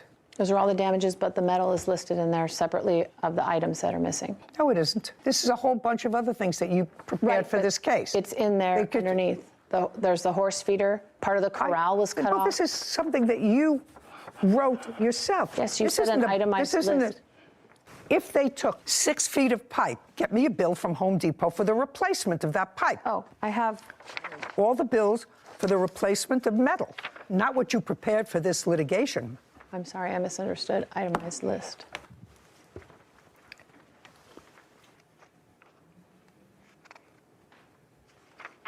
Did you take down a horse corral? No, Your Honor, I did not take no horse corral. I have nothing Horse to corral, do. is that metal or is it? It's made out of galvanized metal, yeah. They cut pieces off of that were sticking up to take to recycle, I guess. Just a second. Was there a 4-sided horse corral? Yes. That looked like this? Yes. That they took down? They cut pieces that were sticking up above the horse corral, attached to the horse corral. You're being petty.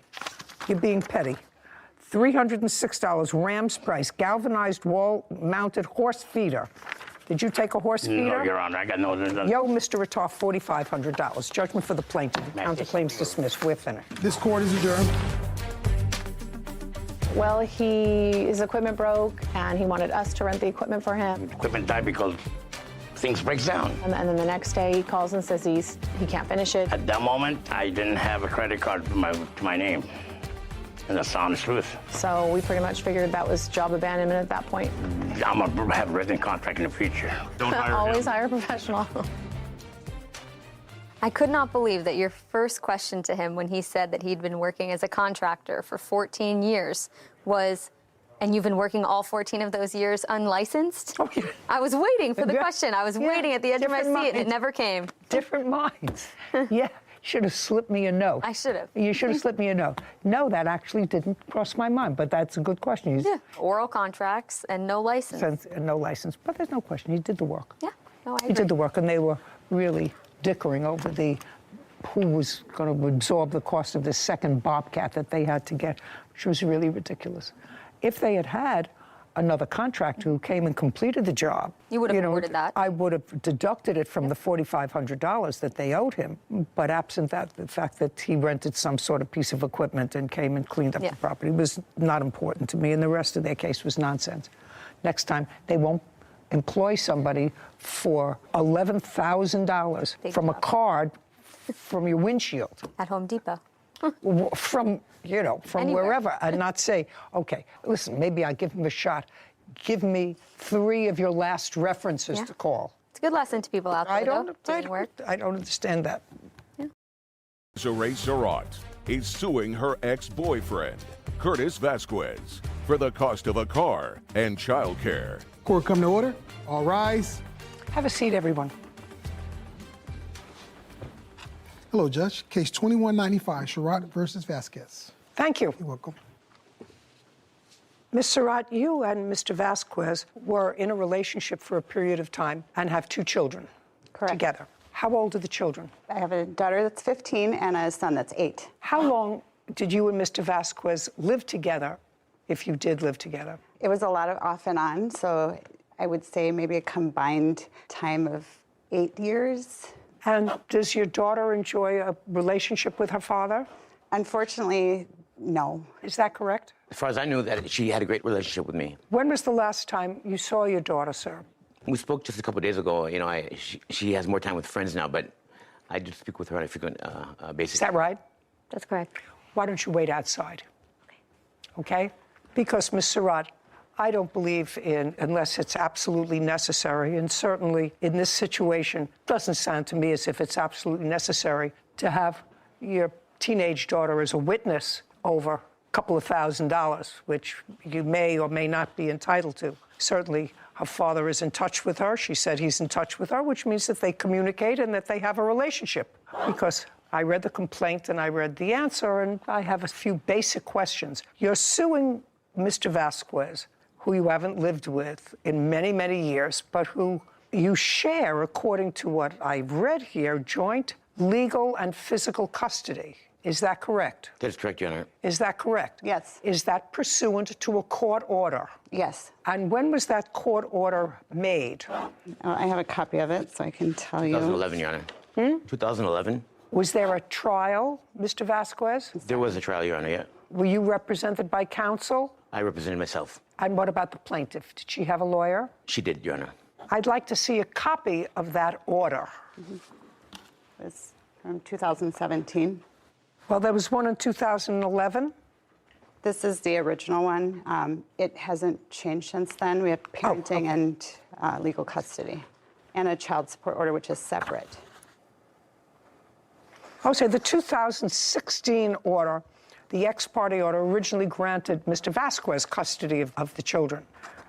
Yes, you were the respondent in that case. It said on October 28, 2016, petitioner, that is Mr. Vasquez, filed a motion to establish custody and parenting time. The petitioner, that is Mr. Vasquez, seeks joint legal and physical custody. The petitioner also sought an order granting sole legal custody of the children based upon the allegations that his daughter was watching his son without supervision for extended periods of time and that his daughter was not attending school. Child Protective Services did an investigation and actually found that you were not sending your daughter to school. Correct. And she was staying home and she was babysitting. Okay. Would you tell me, without my having to go through this whole thing, was there a child support order entered? Yes. Ultimately the children remained with you? Correct. The final order. And what was the child support order?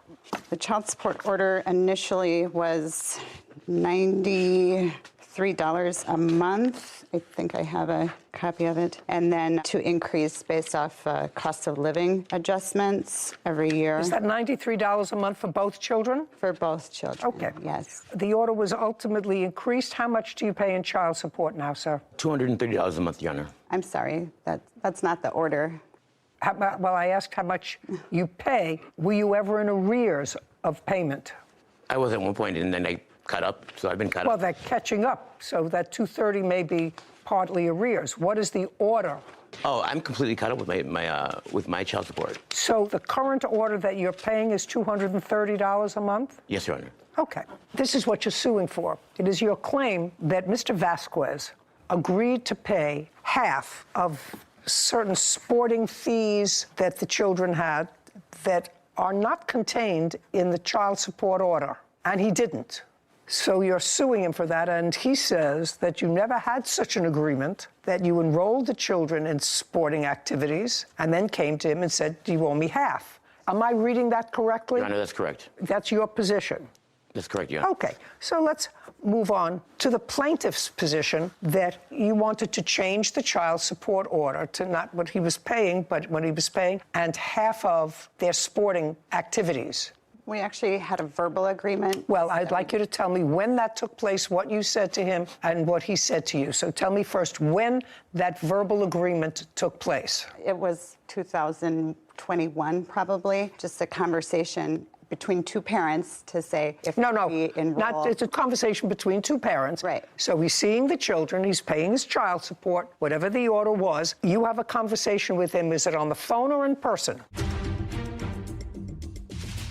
Mr. Vasquez, your father says that he gave you the money. Certainly wasn't a day, because 2 weeks later, he writes back, if we could arrange for me to get the title while you were here, that would be awesome. So the story you just gave me was a whole lot of who shot John.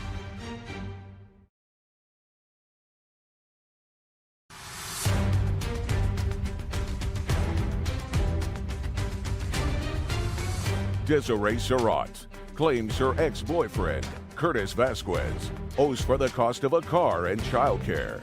Curtis is countersuing for car repairs and vacation expenses. Tell me first when that verbal agreement took place. It was 2021, probably, just a conversation between two parents to say if we enroll. It's a conversation between two parents. Right. So he's seeing the children, he's paying his child support, whatever the order was. You have a conversation with him. Is it on the phone or in person? No, in person. At your home? Yes. Okay. And tell me about the conversation. What did you say to him and what did he say to you? I don't remember the exact words, but... Well, that's why we bring these things quickly, because now it's 2 years later. Yeah. Right. So it was basically, well, he wants to play this sport, Angelina wants to do track, this is how much it's going to cost, and his response was just, okay, let me know how much it is, and I'll pay half. Okay. Yeah, no, that's not quite correct. We don't have just conversation. We don't have any conversation at all. We communicate via text, and I rarely get a response. I've taken care of... Just a second. We're talking about this one instance. Okay. She said that you had a conversation with her where you agreed to pay half of their sporting events. Based on that, I assume that you enrolled the children in the sporting events, paid the fee, and then said to him, this is your half. And he said, I'm not paying that half. That's not correct, Your Honor. I didn't agree to pay half. No, I'm not saying you agreed to pay half. That's what her position is. I actually enrolled my son into soccer. When? It was this summer in July. And he was supposed to go for a month, and she took the kids out of the state without my knowledge for an extended vacation. And so I didn't have her pay half of that. And when she came back, she wanted to make that up to him. But that's without my knowledge. Okay. How much did you pay for soccer? $75. So you never had a conversation with her about paying half of this? And it was never reduced to a modified order of the court because you have a court order for support. Okay. So I'm eliminating that. You want to change the order of support, you have to change it in court. Now let's move on to the second thing that you think that he owes you for. Cell phone. Let's hear about the cell phone. He opened a cell phone account for my daughter. When? I don't know when it was. When did you open a cell phone account, sir? About 7 years ago. And he paid it? He opened an account and he Either paid it? him or his dad. It was a business account. I don't care. I don't know You who didn't paid pay it. it. Correct. I didn't You didn't pay it. So your daughter has had a cell phone for the last 7 years. Mm-hmm. Okay. And you didn't see the bills for it? Correct. Okay, so he paid it. Somebody paid it, yes. Yeah. He paid it. I paid it, Your Honor. You didn't pay it? Correct. Okay. So now you want money for a cell phone. For what? Just for the last 6 months that I paid, I never agreed to, so I'm just asking for Then half take of the that. phone away. Well, she's 15, she's got I a understand job, that. and I understand that. Who bought her the phone? I bought the phone. Okay. And how many years ago did you buy the phone? It was about 1.5 years ago. Okay. And it was paid for on his plan? No, I paid for the phone cash. No. The bills, ongoing bills, were paid for by him and the phone that you bought her 1.5 years ago, because you said you've been paying the bills for 6 months. Yep. Is that correct? Whitney, didn't you say I've been paying the bills for the last 6 months? Yes. Correct. Well, so when you first got the phone for a year, he was paying the bills. Correct. Right. Yes. Well, he was paying the bills for 7 years, but certainly after you bought the phone. But prior to that, she had a different phone.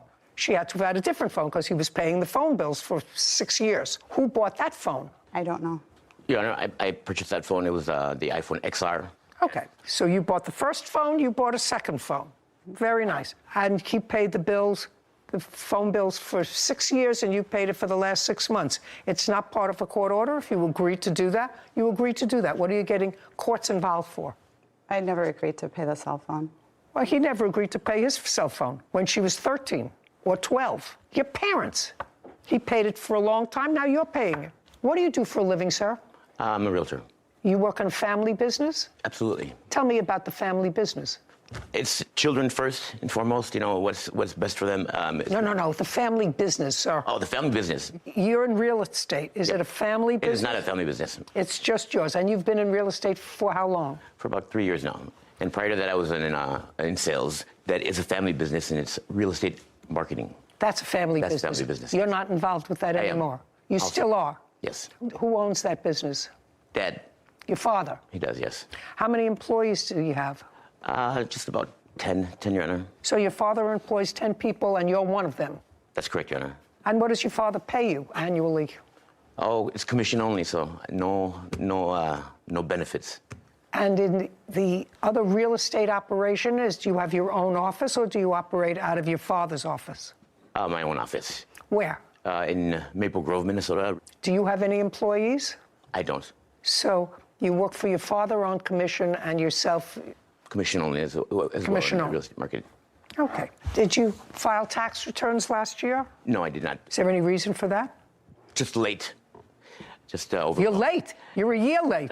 Yeah. What about the year before? Did you file tax returns? Yes, I did. Yes, I did, Your Honor. And how much did you declare as income the year before last? It's like 55, I think. 55,000, yep. Okay, so phone bill, I've taken care of the phone bill. You paid it for her, fine. And if you don't want to pay it anymore, let her get an after-school job and pay for her own phone. Now, the next thing that you're suing for is, according to your complaint, you had a car that you weren't using. Mr. Vasquez has a father who wanted a car. It is your claim that Mr. Vasquez, without your permission, sold the car, your car, to his father for $700, and you didn't get any of that money. Correct. Mr. Vasquez says his father was going to buy the car. He drove it. He didn't want to buy it because it had issues, and it's sitting in his father's driveway waiting for you to come and get it, and that he never got $700 from his father for the car. That's his position, correct? No, there's a correction. I did get $700 and paid him back the next day because the car broke down within a day. Because what? It broke down within a day. Okay, so you did sell it to him. Yes. We were in the middle of the transaction. He paid for the car at the office, which is about 10 miles away from home. And while driving the car home, it broke down. So we hadn't received the title or anything, so I returned the money. Okay, you planned a trip to Portugal in August of 2022. That's correct. Airplane tickets. Where'd you get the money for all that?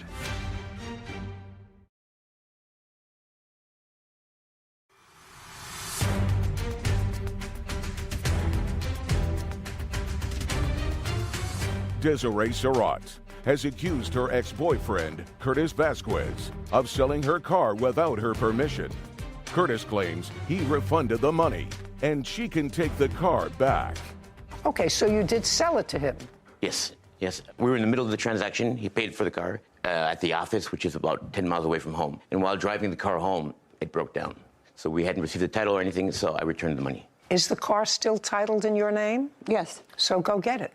I don't want the car, no. Well, it's your car. It's titled in your name. Yes, but apparently I have text messages showing he sold the car without my permission. Whether he did or not, well, he can't sell the car because title never transferred. Right. And he's saying you can go and get the car. It's sitting in the driveway. His father doesn't want it. Title didn't transfer. He didn't get money for the car and keep it. It was a sort of silly transaction because what you are suggesting is he should have said to his father, that's it, it's sold as is.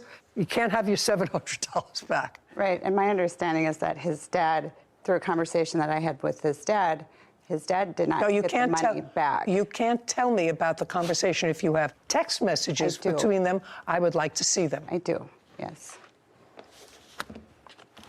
So there's those text messages. And I also have several text messages where Curtis agrees to pay me the money and also telling me the This car is ran Desiree. phenomenal. Curtis said you would take possession of the Kia, but I asked about the title.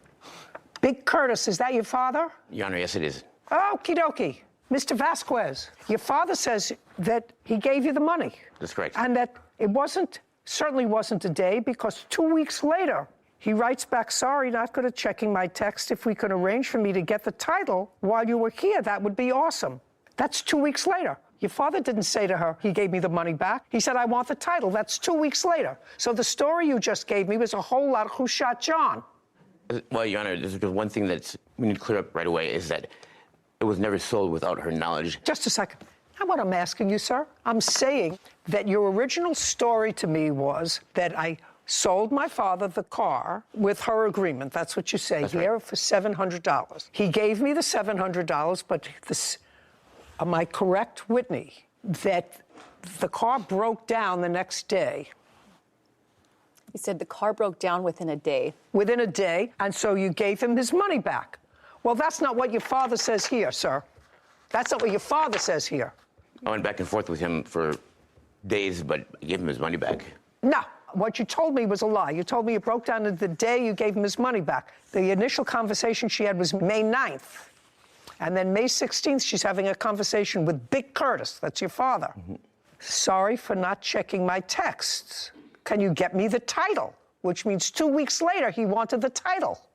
And then your father says about you, Curtis owes me big-time money, and I can't get money from him either. That's your father. Yeah, that's correct, Your Honor. Big Curtis says to her, can you tell me what problem does Curtis have that caused him to spend massive amounts of money in such a short period of time? She answers, drugs, alcohol, gambling, he's a functional addict. He even got around $40,000 and he blew every penny. So the $700 you gave him for the car, I'm just going to file a small claims. For whatever reason, he's refusing to give it to me. It's not your fault that he stole the money from me. Just FYI, I have no issue giving you the title. Okay. So far, he owes you $700 for the car. And then we're finished. Get Big Curtis the title. Mail it to him. He sends you his address. Yes. Okay? Yes. Great. Now you have a counterclaim, Mr. Vasquez. Yes, Your Honor. I have some evidence I'd like to present. Don't give me all that nonsense. You say that the plaintiff canceled a vacation trip. You made plane arrangements to take your children somewhere, and she took the children out of state. And car repairs that you gave her money for, car repairs, $250. I helped her repair her car and spent $250 on parts. When was that? That was the car in question that we were just talking about. Actually, so. Okay, you planned a trip to Portugal in August of 2022. That's correct. Airplane tickets. Where'd you get the money for all that? My parents helped me with the purchase of the kids' tickets. Why? Because I couldn't afford all of them. Who was going on the trip? It was going to be my wife, myself, and 2 kids. Did you go on the vacation to Portugal with your wife? No, we did not make it. You did not make it? Correct. Why? Because she is responsible of... No, not her. Not with your 2 kids. Did you go with your wife? No, I didn't. Why? I didn't want to go without the kids. It was the whole purpose was to bring the kids to see the grandparents. Does your wife work? Yes. What kind of work does she do? She's a bartender. Judgment for the plaintiff in the amount of $700. Don't make any more private agreements with him, madam. I think it's a big mistake. I We're agree. done. Your counterclaim's dismissed. We're Your Honor. finished. Thank you. We're I finished. had one more. I just ruled that your counterclaim is dismissed. Your Honor. You're finished. I'm a little disappointed that I didn't get everything that I felt that I was owed. Well, a bit disappointed. I felt like I had a lot more coming my way. Number one, I will not do him any favors. I've taken care of my kids financially for the last 7 years. Especially of monetary value. She feels entitled to 6 months, so be it, but I didn't agree to it. I hope that this is kind of a wake-up call to him It's completely ridiculous. I'm just tired of having my name dragged through the mud. to do honest business, whether it's in personal relationship or business. I take care of my kids. He's got a long history of owing money, not paying it back. Always have, and always will, regardless. He runs through family and friends and dry your pocketbooks and laugh out the door. He doesn't care. Claim money for a cell phone that, I bought. And, I think this is all to do with spite. Just my kids. At the end of the day, whatever's best for them. I just want to be there for the kids, and I just want to be done with the drama. I have very little to say about that case, very little thoughts, except that Big Curtis, the defendant's father, doesn't like him. I didn't get to read the messages, but Clearly. I'll He take said, your what word is he for it." doing with all the money? My initial reading of that case was maybe she's being unreasonable. She's really not being unreasonable. Yeah. I have a feeling there's not a lot more to little Curtis than we were able to see Yeah. today. Mary Favre and Jason Stockton are suing Mary's brother, Michael Manry, for medical bills and personal belongings. Court come to order. All rise. Have a seat, please. Hello, Judge. Case 2117, Farr Stockton versus Manry. Thank you, Kevin. Mr. Manry, this is your sister, Correct. and that is her, Fiance. and you have a son who is 19. Yes, Your Honor. How many other children do you have? I have 3 altogether. How old? One is almost 30, the other one is 18, and then I got the 19-year-old, which one here. Okay. And your son, who is now 19, is the subject of this case. Who had custody of the children? I got custody of Dakota now, When did you get custody of the children? only when he was 18 years old. Do you have those papers, sir? Yes, I do. May I see them, please?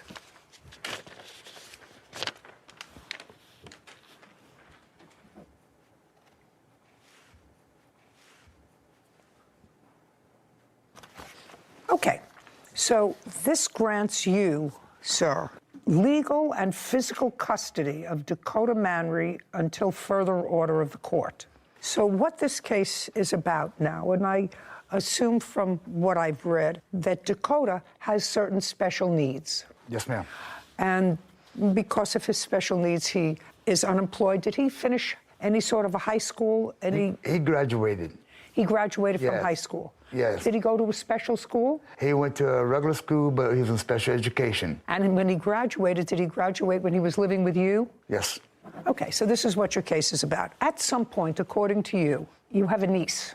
And your niece wanted to have Dakota come and stay with her for a couple of days. You were at the time, according to your answer, sort of in between residences. You were evicted from one place and going someplace else? I was in the process of moving. I got my niece to go with me to, ask her if she'll bring me to go get Dakota by my cousin's house. And she said, sure. Okay. Dakota went to live for a few days, at least, at your niece's house. No, not live there. No, not live there. No, ma'am. Well, he was there overnight. He was over there overnight. How many nights was he there overnight? I think about maybe a week. I was supposed to be 3 days. So he was there. Yeah. During that time, you, who are his aunt, yes, ma'am, went to your niece's house and you saw Dakota there. Yes, ma'am. And according to you, became concerned because, according to you, it looked like he hadn't showered in a week. He was in dirty clothes. He just looked awful. So you decided to take him to live with you? I asked him, I said, do you want him to the house to stay, a little while, where he can eat and all that, because he looked like he hadn't ate either. Okay. Well, this is what your case is about. You decided to take him, didn't discuss it with his father. During the time he was with you, he had some expenses. You want his father to be responsible for those expenses, and you want his father to return certain of his personal property. That's what the case is about. Yes, ma'am. Okay. First, let me deal with all things legal. I have an order here dated January 21st, 2021, which grants physical and legal custody of Dakota to his father. Do you have any subsequent order granting you custody or guardianship, is my question. I have power of attorney.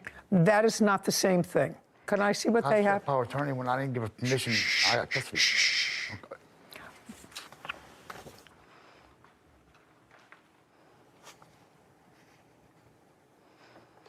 Okay, this was signed by Dakota, so he's giving you legal power to act on his behalf. Yes, ma'am. Now, Dakota, by signing this power of attorney, he's saying that I am a whole person, and I give you the right to make medical decisions for me if he can't do them. It's a general power of attorney in case he becomes unable to make decisions on his own.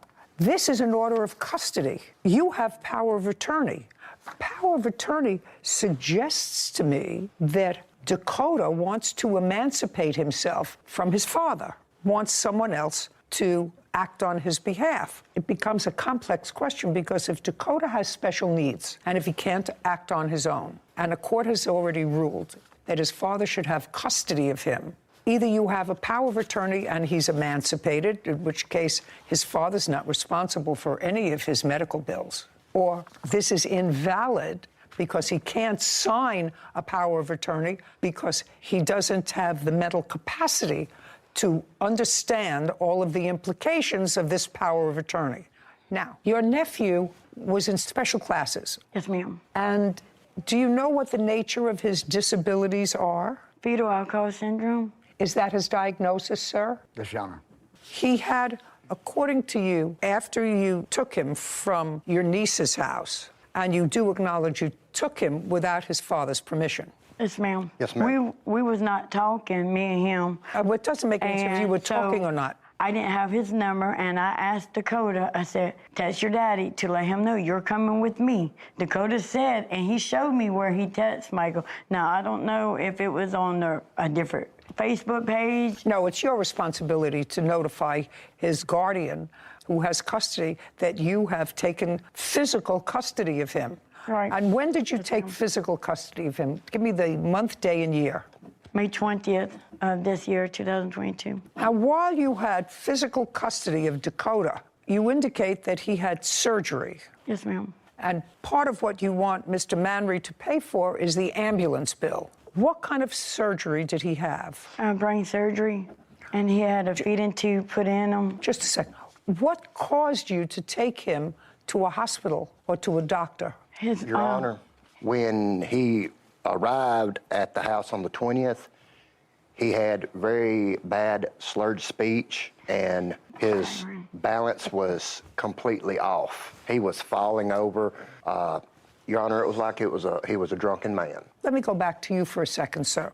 While Dakota was with you in the months just prior to May, did you notice Dakota having difficulty in his gait? Not like he was explaining to me, I was going overboard. No, did you? But his balance was off, okay. Did you inquire? Did you take him to the doctor? I did. I took him, actually, right after I got him. So you saw that balance was off a while ago? When I noticed that he had headaches, all right, because his dream, that, thanks to me, was wrestling. He loves wrestling.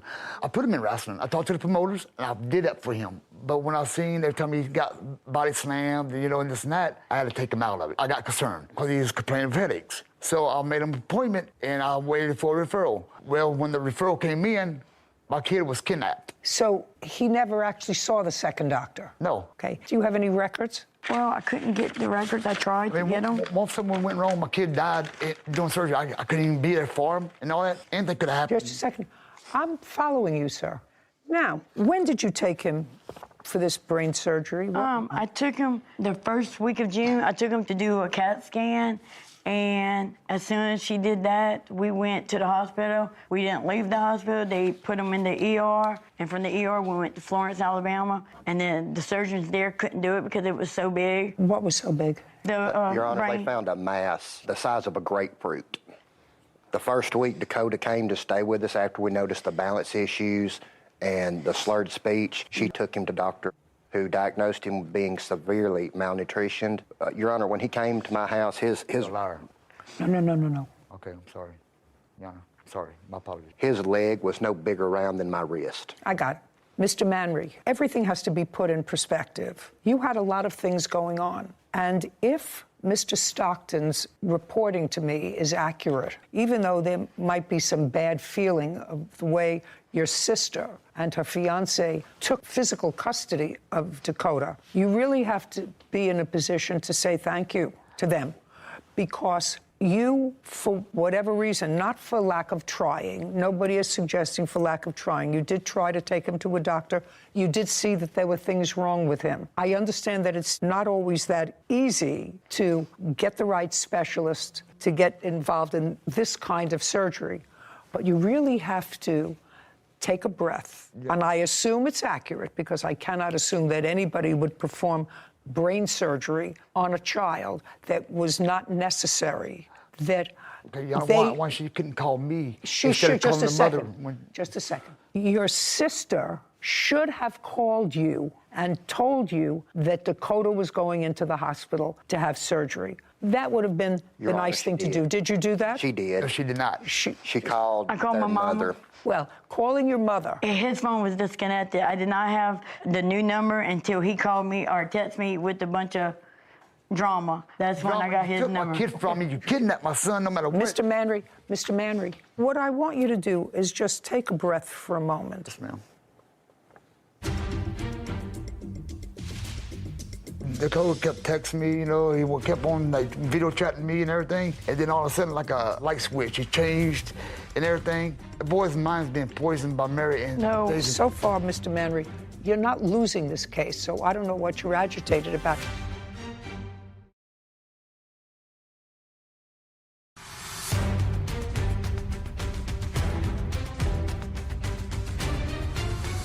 Mary Favre and Jason Stockton claim Mary's brother, Michael Manry, owes for medical bills and personal belongings.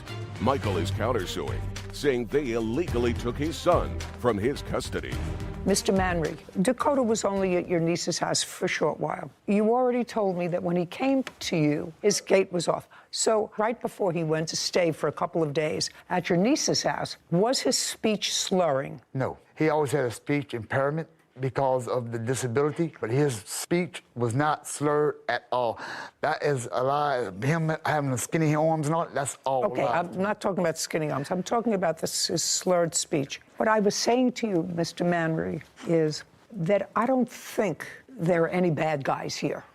I don't think that you're a bad guy. And I don't think that your sister and her fiancé meant any harm when they saw a situation that they thought was dangerous. And as it turned out, they were able to get him seriously needed medical care. That doesn't mean it was all done right. But what you're asking for is to be compensated by the defendant for the cost of the ambulance bill that you incurred. Now, this power of attorney was signed by Dakota, if in fact he had capacity to sign this power of attorney. It was done 2 weeks after his first surgery. So up until that time, even if I could construe this as a valid document, his father had legal and physical custody of Dakota. And I assume that's because he had special needs and is unable to live on his own. Is your son able to live on his own? No, he never will. Okay, so that's what I assume as a result of this order. If you want this order changed, you have to go back to the court in Mississippi. You have to be declared his guardian. Your Honor, we did not want to be declared his guardian. The reason the POA came about to start with, during the entire surgical... Your Honor, can I say something? The father was aware of it. So was the mother. The mother was actually present at most all of the appointments. It doesn't matter. The mother doesn't have custody, legal or physical. We were under the impression, and were told she did, that he only had a temporary custody. So she showed up to say she had to sign all the documents. She was going to do this. She was going to do this. She was going to do this. Did she sign the documents? She signed some. Then under social services directions, Mary was informed she should go after a power of attorney. It was discussed with both Dakota and her. It may be. That's not a lawyer. That's bad advice. Now, just before I get to the issue of clothing, property, whatever he has that's at your house, and where it should go from here, your first stop is to go back to the court in Mississippi that issued this order and say to them, I need Dakota's law guardian. He'll be appointed a guardian for himself, independent of you, and they will interview him and they will do certain evaluations of him and determine where it is that he wants to live. But you have to do that in court. You can't do that ad hoc because you relied on his mother's statements that she had the authority to sign off on these things. She did not until this is changed. And if you want to change it, you are free to go in and try, and then Dakota will be interviewed and seen by a psychologist or a psychiatrist, and he'll have a medical evaluation and determine whether or not he is a person who actually requires guardianship. And if he requires guardianship, you can petition for that, and you'll have a trial. This is not that trial. Yes, ma'am. Did Dakota have Medicare? Medicaid. He had Medicaid. That would pay for the ambulance ride. Yeah, I just want to know if he had Medicaid. He did. I did give them the Medicaid number, and they keep sending me a bill, and I called them, and they said because it's a different state, it's not covered. It doesn't matter. Tell them to send their bills to his father. Tell them that you do not have custody or guardianship of this child. His father has custody, guardianship, and this bill is not yours. The bill is going to Dakota. They're going after Dakota for it. His Medicaid didn't pay for it. They may be going after Dakota for it. They will be very smart seeking payment from people who can pay them, which is his parents. Right now, you're not legally responsible to pay for his ambulance bill. The only person who might be legally responsible for it is his father, and that will be up to the ambulance company to do. This is not your responsibility at all. So discount the ambulance bill. Next to Dakota's things, you want property that he has in his father's house. So let me go back to you with regard to my statement to you 4 minutes ago. You have to have this custody order modified. You have to go back to the same court that issued a legal and physical custody order of Dakota to his father and say, we would like guardianship of him. He wants to stay with us. He's 19 years old. He will be interviewed. He'll be analyzed. And if at the end of the day you get guardianship of Dakota, then his father may or may not turn over whatever property he has. Dakota's never worked. So whatever property he has was either purchased or given to him by either his mother or his father or other relatives. A lot of it was his mom that paid for the stuff. I don't know that. No, the bottom line is why all this boils down to, Your Honor. So far, Mr. Manry, you're not losing this case, so I don't know what you're agitated about. You're not losing. You're not losing. What I'm telling the plaintiffs is that if they think that they can provide a more pleasant, stable environment for Dakota, they have the right to petition for guardianship of him. Now, it would be in Dakota's best interest long-term if he were to have contact with both his mother and his father. Contact. I'm not saying live with. Mother, father, and his aunt, and his soon-to-be uncle, as soon as you make up your mind and give her a ring. It's in his best interest. He needs the largest community that he can. I agree. Okay, we're going to stop throwing barbs because that only serves to inflame already raw emotions. I want you to say, I am angry that I wasn't consulted in this massive surgery that your son had, but I'm grateful that it was done, because if it wasn't done, in all probability, he wouldn't be here. You just have to think about that.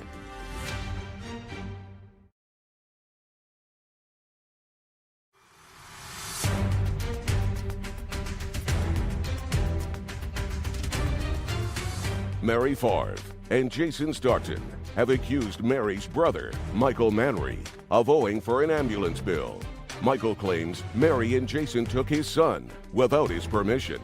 What I'm telling you is a very simple procedural thing where you have to go. You can't sue him for the return of Dakota's things unless you have guardianship of Dakota. Understood. Because he already is the subject of a recent order of custody from a court. That's what you have to have. You can take that bill from the ambulance service, put it in an envelope, we'll get you the address, and that's where that goes. That's his father, who is his legal parent under this order. So send that bill to them, so you don't have to worry about that bill. As far as his property is concerned, that has to go along with an order of custody or guardianship, and that's something that you should do. But, Mr. Manry, I am not making a decision with regard to his custody or not. What I'm asking you is, until a court reviews whatever orders they're going to make with regard to custody and guardianship, first, I know you may be angry, but they probably saved his life by getting him to the doctor that they did. And if they removed a massive tumor from his brain, you should say, thank you for doing that, because it was a month after he was living with you. Someone else took your son and saved his life. And for that, at least, you have to be grateful. You can be angry. You can be angry that you didn't get it done before. You can be angry that somebody else did it without consulting you. You can be angry at all of those things. But at the same time, you have to feel grateful that it was done. There wasn't no reason they kidnapped my son. Okay. Mr. Manry, you keep going back to the same song. I was worried about You keep going back to the same song. And what I'm saying to you is, their next stop, if Dakota wants to live with them, and he's right now over 19 years old, is to the court who issued the order to modify that order. All I'm saying to you is, I want you to say, I am angry that I wasn't consulted or didn't participate in this massive surgery that your son had. But I'm grateful that it was done, because if it wasn't done, in all probability, he wouldn't be here. You just have to think about that. What I'm telling you is, you have to love your child more than you, at this moment, dislike your sister and her fiancé, because they were able to take control of a situation and get your child fixed. So is Dakota, just for my own, is Dakota angry with his father? He's angry that his father won't return any of his wrestling. He is correct. He is a huge wrestling fanatic. Okay. What particularly does he want? He wants his wrestling? He wants his wrestling belts. They have replica belts that were made. He wanted his PlayStation 4 and the wrestling game. PlayStation 4, I'm not interested in that. He wants his wrestling belts. Yes, ma'am. Yana, can I show you something right quick on my phone? Dakota kept texting me, you know, he kept on like video chatting me and everything. And then all of a sudden, like a light switch, he changed and everything. The boy's mind's being poisoned by Mary and Jason. What I'm telling you, Mr. Manry, that's for another court and another day. When Dakota has a lawyer, you may have a lawyer to modify this custody order. Right now, he would like his wrestling belts. Oh, I want my son to come home. Okay, then I strongly urge you to go to the court, file a petition against them for custodial interference, or you go to court and file an application for guardianship of Dakota, which is a much more positive thing to do, and let a court that has the social work services, the psychiatric services, evaluate Dakota and figure out in whose best interests are we supposed to place faith. And I think if he is a thinking young man, and you told me that he is because he wants these things that are important to him, he should be able to have a say with whom he lives. Now, you have my ruling. Your next stop, folks, is to modify the order of the court in Mississippi that gave his father custody, physical and legal custody of him. You have to petition for guardianship. That's your next step. So, in that regard, your case is dismissed. Send the ambulance bill to his father. They got a counter-suit. We're done. Your Honor. Yeah, I'm not hearing it, sir. Okay. I did everything I can for my kids, and My brother, he said nothing but lies. when somebody takes your kid without your permission, But, you know, that's him. I mean, that's what he does. you don't know where they're at, and you're going crazy because you don't know where your kid's at, that's kidnapping. I should get a thank you out of it, but he's not going to do that. I want my son to come home to his daddy because I love him very much. That's my son. It's about him. It's not about her. It's not about her and her brother. It's not about me and her brother. My son, I love him. I'll do anything in the world for him. It's about Dakota. So you didn't listen to the defendant's counterclaim back there for emotional distress for, I believe it was $3,500. I would have given that to him. I don't think anyone was acting maliciously in this case. Like you said to the father, he should be grateful that his son is alive and his sister took action when he might have been stumbling a little bit. But that's what that cause of action is for, when someone takes an action that was legally incorrect. And here, the plaintiffs had no legal right to take him to get that surgery. I agree that he should have had it and it all came from a good place. However, when you take an action that causes somebody else such severe emotional distress, and I would consider taking someone else's child in for the riskiest surgery that probably exists, qualifies as causing some severe emotional distress. So I probably would have awarded him that if I was ruling. Well, so let me give you the reason that I didn't bother to hear it.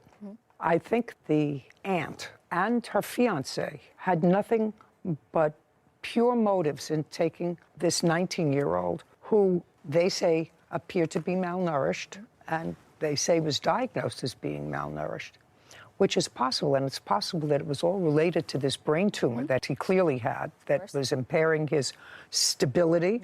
And he was with his father for a year while this tumor was growing. I don't think that they had malicious intent. Neither do I. And I think that but for their actions, this 19-year-old boy probably would be dead. If they took out the tumor that was the size of a grapefruit, I would say 6 months later or 8 months later, there's a strong probability that would affect the optic nerve, affect the carotid artery, and gone. So although I could understand his annoyance, from the time they went to live with him until his surgery was a month. And I actually don't believe that this father didn't know where he was for a month, because they evidently have a living mother who they're both in touch with. He was moving around, phone disconnected. At the hospital, the mother showed up.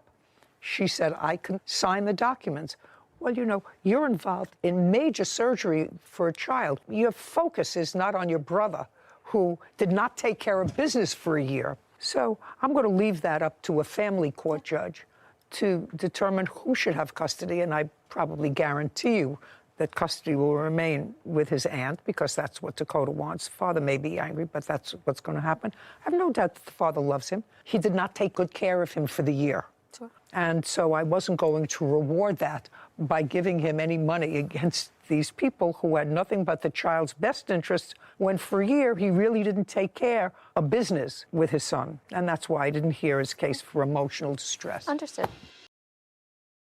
Are suing their former landlord, Charles Ashley, for sabotaging their business, vet bills, and an assault. Court come to order. All rise. Have a seat, please. Hello, Judge. Case number 2036, Carter versus Ashley. Thank you. Welcome. Your sisters, is that correct? Yes. You decided, according to your complaint, to go into a business, some sort of a doggy daycare. In what month and year did you decide to go into that business? This year, 2 months ago, May. Do you have any dogs of your own? Yes. How many? I have a poodle and 2 pits. And you? I have 4 pit bulls. Did they all live in your home? They did, yes. They did? Yes. The two of you decided to go into this alleged business and needed some space, according to you, and went to the defendant, who was renting a house. Is that right, Mr. Ashley? No, it's not a house. What is it?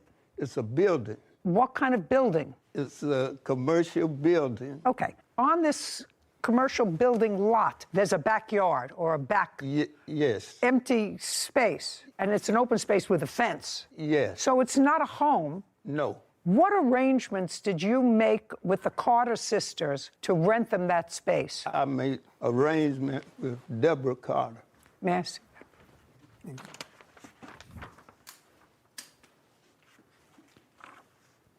Deborah Carter. Correct. That's you. Yes. When for the first time did you meet Deborah? I think it was around the 4th of June. And she wanted to bring some dogs onto your property. Correct. How many dogs did she want to bring on your property? She didn't tell me. She told me she had a kennel. And when I got there and she had the dogs there in 2 cages, it was 7 dogs, 7 pit bulls. In cages? And yes, and they're there today. They're still there? Yes. May I see them, please? I don't have them, and I didn't know what to get together. Okay, I'd like to see what pictures you have, sir. Yeah. This is the 30-day notice that I've given her, and those are the pictures where she damaged. Miss Carter, sometime after June of this year, did you place dogs in this fenced-in open space in cages? Yes. Loud. You hear the way I'm talking? Yes. And how many dogs did you place in the cages? At that time, it was 7. 7 adult dogs? No, there's 3 adults and 4 puppies or 5. How old were the puppies? They were 6 months, 5 or 6 months. Who did the dogs belong to? Me. So all those dogs... Well... let's get it right the first time. This is not going to get easier. This is going to get harder, Miss Carter. So the 7 dogs that you... Stop playing with your papers. The 7 dogs that you placed in the cages were your dogs. Mine's my sister's and another friend. How many were yours? You had 4 pit bulls. Mm-hmm. Were your 4 pit bulls there? Yes. Yes, that's a yes. So you're 4. Your sister has 2 pit bulls. Were her... Look at me. Your sister has 2 pit bulls. Were her 2 pit bulls there? Yes. So that's 6. And somebody else had 1. Mm-hmm. Who was the person who had 1? They're not here. It's a friend. We were watching their dog. They okay, have a so dog. you put your 4 pit bulls, your sister's 2 pit bulls, and a friend's pit bull in 2 cages. No. How many cages? There are 4 cages, but... Okay, I'd like to see pictures of the 4 cages. There you go. And that's just to separate them. Your Honor, when she... By 6. Shh, just a second. Prior to meeting the defendant, where did you keep your 4 pit bulls? In the yard at my home. Was it in the backyard that you kept the 4 pit bulls? Yeah, they had space in the backyard, but they stayed in the house. And then when it's time to do their thing, they go outside. They stayed in the house in the living room. So they were house dogs? Yes. And what about your 2 pit bulls? I stayed in the front house. They stayed in the house with me. On what date did you bring your pit bulls to the yard? June 4th? June 6th. 6/6. And you paid him for a month. Mm-hmm. Is that right? Yes. How much did you pay him for the month? $500. And the 3 puppies that were 6 months old, what did you intend to do with those? We had people that wanted them. We were supposed to move... Just a second. Were they yours or hers? Who did the 3 puppies belong to? Me. They belong to you. So don't speak for her. Okay. Good. I've been speaking for all my life. I don't care what you've been doing all your life. Right now, I'm getting answers to someone who may or may not be swift enough or savvy enough not to tell me the truth. Did you ever have more than 7 dogs in the yard? No. Okay.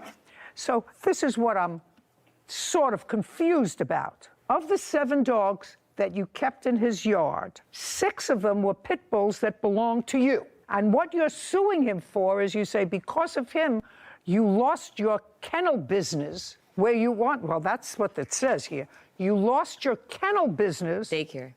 What? It's a dog daycare. daycare. It's a daycare. There's no dog daycare. They were your dogs. No, we were supposed to be inside. We were only supposed to be outside for a week. The business is a business, like he said. It has a storefront. It has a middle section. The storefront is where we take the small dogs. When you come in, we'll greet you, assess it, bring in the small dogs. If you have bigger dogs, he has a middle section. We were supposed to split the building in half. And he never cleaned the inside of the building. We had to go in there, power wash it ourselves. We bought our own paint. We were only supposed to be outside for 2 weeks until his people cleaned the inside for us. Okay. Is that what you were supposed to do? No, Your Honor, they are lying. Okay. The building was a motorcycle shop. They ain't bought no paint. They ain't cleaned nothing in it. It's still not clean. Okay. And were they didn't have no money. Just a second. How much in total did they give you for rent? $500. Is that correct? For the first Just month. a second. Did you give him any more than $500? No. Did you have any other dogs other than your 6 dogs and somebody else's 1 pit bull ever on the premises? No. No, don't speak. I'm speaking to her. So whatever business you were, your investment in this business was $500. No. I worked for him May 25th to June 1st. I cleaned out 25 refrigerators. I don't care. That's not in here. That So I was don't- a pay. Yes, it is. She ain't work for me. Just a second. I sent it to you guys. Just a second. Miss Carter, there is absolutely nothing here that says that you worked for him and he owes you for that. Well, let me tell you what your complaint states. Your complaint says money owed for sabotaging a business, vet bills because one of your dogs was injured, and I'm not saying actual and punitive damages for assault. That's what your claim is. I'm just saying that I cleaned those appliances. He said that that was a payment for rent. So that was for the second month of rent. It was $500. Just a second. He was supposed to pay me every day, but I just told him to put it towards the rent. Okay. And that's what we agreed to. So Okay, the first month and the second month was paid for. Listen to me. My question is simple. Yes. There's only one attitude here, madam. Stand up. Are your dogs still there? Some of them. Get them off his property. Why is It's that? not It's his over. property. Very easy. You want to keep dogs in a cage like this? I can't control that. I am certainly not putting a judicial imprimatur on keeping dogs, and I don't care what breed they are, in cages in a backyard. So what I'm telling you this is you have 24 hours to get your dogs off that property. Get them off. He's going to get an order from a marshal. And if your dogs aren't off that property, they're going to the pound. So do you why is understand? Why is that? I want you It's to like- understand. I want you to understand my order, because now we're in August. You started this whole process in June. I'm finishing it before it gets too mucky. Get your dogs off the property. We understand each other? Why is that? Why? What did we do? We paid. We like did the everything. No, we no. were You supposed paid to him do. for 1 month in June. But we You worked paid for him. Oh. You paid him in 1 month in June. We are now in August. This is a marriage that's not going to go well. Get your dogs off his property, and then you don't have to deal with them anymore. I don't. property, It's not ma'am. his Do you property. do you understand? It's not his No, property. Do you I don't understand. You don't then understand that if it's not his property, then what are you suing him for? We're Because suing- he's the one who stabbed me. Oh, just And a he's the second. one who- Just a second. So if we're eliminating money owed for sabotaging a business, and if you're suing him for assault, then I'll hear your assault. Then I don't have to hear any of the things about the dogs. So all I'm going to hear about is the assault. Tell me what happened. You were assaulted. That's what you want to tell me. Yes, July 5th, we had came. My witness, if she could speak, she had started. No, she wasn't assaulted, right? Yes. Okay. She was assaulted first, actually. She's the first one he swung on. Okay. Step up. July 5th. Your name is what? Priscilla Walker. You don't own any of these dogs, do you? No, ma'am. What were you doing on the property on the 5th of July? I sometimes go and help them with the dogs, clean up and feed the dogs. And those dogs that were there, they were there for at least a month from June 4th to July 5th. Correct. They're 6 pit bulls. Correct. Right? That used to be, according to them, in the backyard or in their homes, right? Correct. Okay, now, Priscilla, I want you to look at me, and they're your friends, right? So you went over to help them. Yes. I want you to tell me what it is that caused them to take these house dogs, dogs that were in their homes and in their backyard if they had to relieve themselves, don't speak, and move them into cages in a backyard in a commercial building. I want you to tell me that. Your Honor, that wasn't the intent. They moved the dogs for a bigger space because they're entrepreneurs and they wanted to start a business. Just a second, it's not their business. Business is starting a business with somebody else's dogs, not your dogs. They wanted to start a doggy, uncross your arms. They wanted to start, according to them, a doggy daycare. Mm-hmm. That I understand. But you don't start a doggy daycare by taking your dogs that are house dogs and putting them in cages in somebody else's backyard. Why not? Or somebody else's space. Your Honor, that's not necessarily true. We're millennials. When you're boosting a business, you want to use yourself and what you have as advertisement, and that's what they did. So the other dog that they did have was a friend, and the friend was actually paying for that dog to stay there. So it did deem it a business at that time. You still haven't answered my question as to why their 6 pit bulls were in cages when they were formerly house dogs for a month. Your Honor, the gentleman over here to my left did not allow them they didn't have access to what they paid for. Just a second. Are you telling me that for a month they didn't have access for the dog? You just told me that you would go there and help them clean up. To the inside of the building that was promised I'm not to them? talking about the inside of the building. Okay. And the Pay clear. We got the whole yard. Pay, We got the whole pay yard. careful. Junkyard on his Inside the side. building. So They're not hearing all of you, and you're not answering my question. The 3 of you went there for what purpose on July 5th? To feed and clean up after the dogs. How'd you spend the weekend with them? I was there. I'm not speaking to you.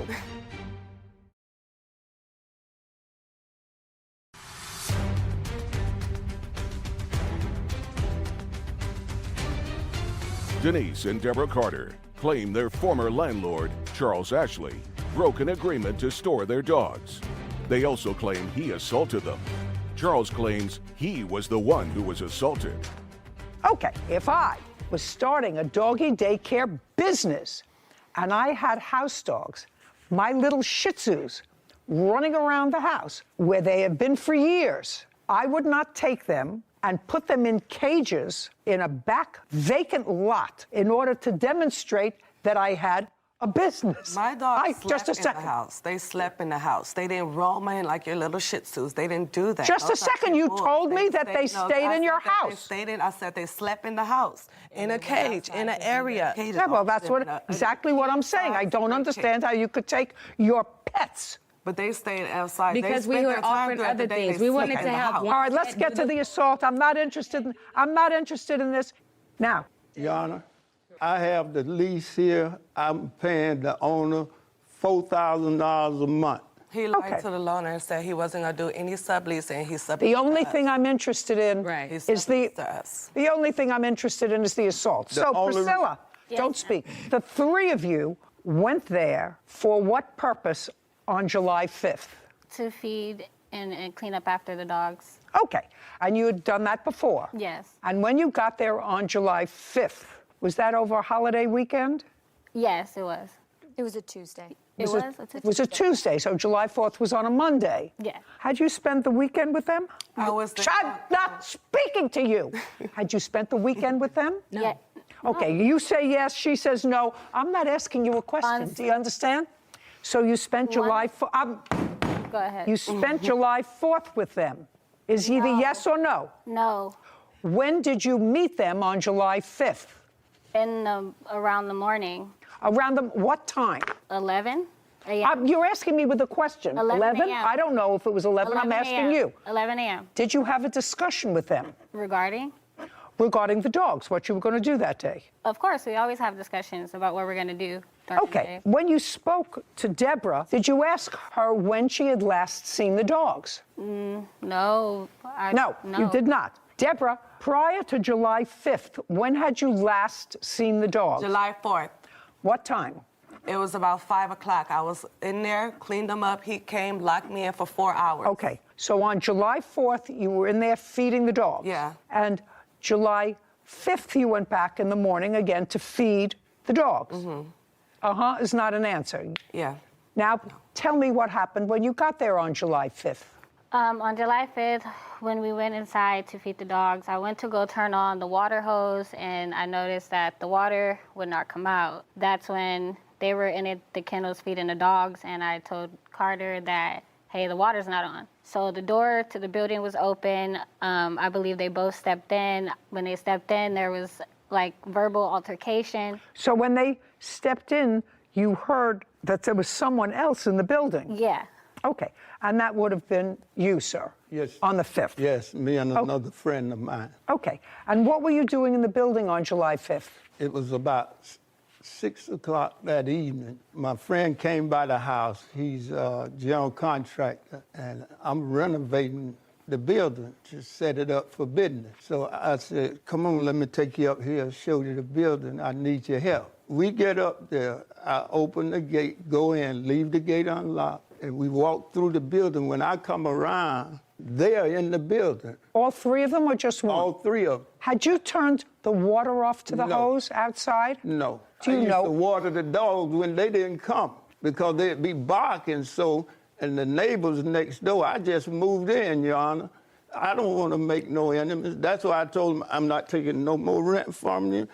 Get the dogs out. Okay. I tell them you trespass. Just a second. So now you went inside, or the Carter sisters went inside. Yeah, I said You that. heard some noise. Did you go into the building? Yes. Okay. And what happened when you went into the building? When I went into the building, he immediately got very frustrated and said, "What are you guys doing here? Why are you here? You need to get off my property, get off my property." They're like, "We paid you. We have an agreement." And next thing you know, he pushed Deborah Carter. He pushed her. And then that's when Denise Carter got in the middle and said, "No, you're not. Don't put your hands on my sister." The situation ensued. The gentleman that was inside stopped everything and walked him out of the building. And as he's walking him out of the building, and we're walking out behind him so that we can try to figure out what's going on with the water, he slams her foot in the door and tries to lock her in and pushes her. And that's when they started pushing on the door because at this point he's trying to lock them in. Lock them in the building? Yes, ma'am. Okay. When they actually, the gentleman stopped him and the door opened, I seen what type of altercation it was. I didn't want anything to do with it. I'm like, so at that point, nobody was injured? No. Okay. So now you're outside. Now we're outside. Okay. And you're outside in the back area where the dogs are? Correct. Tell me what happened next. So as we're walking, I'm walking fast because I noticed that he's walking fast. And I'm like, "You're not about to lock me in here. You already just tried to lock them in there." You mean lock you in the the yard? So you got out of the yard? Yes, he tried to close the yard gate on us, which is a really big, tall, black gate. And as soon as he tried to close it, it just an altercation, a verbal altercation started. He didn't like what was said. I was on the left-hand side. Tell me what the altercation was. Everything was said about the business, that they were going to speak to the owner, that, he still owed them money if he wanted them to move out for the rest of the month, that he could just give them the money or whatever and they'll leave. It wasn't a problem. By the way, I am looking at your lease, and you did lease the premises from June of 2022 to May 31st, 2025 at a monthly rent of $4,000. Are you still paying rent to the owner of the building? Yes, ma'am. You have to remove your dogs there. He's not paying rent. He has an eviction notice too. He owes $4,000. I have a picture of it. He's lying. He hasn't paid rent. He hasn't paid rent this month or last month. He got the eviction last month on the 11th. Okay. Right now, he has not been evicted from the property. Is that correct, or have you? Right. I just paid him yesterday. Why did you say you did? Just a second. Oh, I'm asking a simple question. I have before me, ladies, pay attention. I have before me a lease that gives him 3/4 of the building and the backyard. Until he's evicted, until this lease is deemed void, you have to remove your dogs within 24 hours of today. Why? I am evicting you with a marshal tomorrow. Yeah. Get your dogs out of there. He has medical records that he received 5 staples in the top of his head. And that's not something he did to himself. That happened. That's not something he... No. Get up. Stand up. Where do you think you are?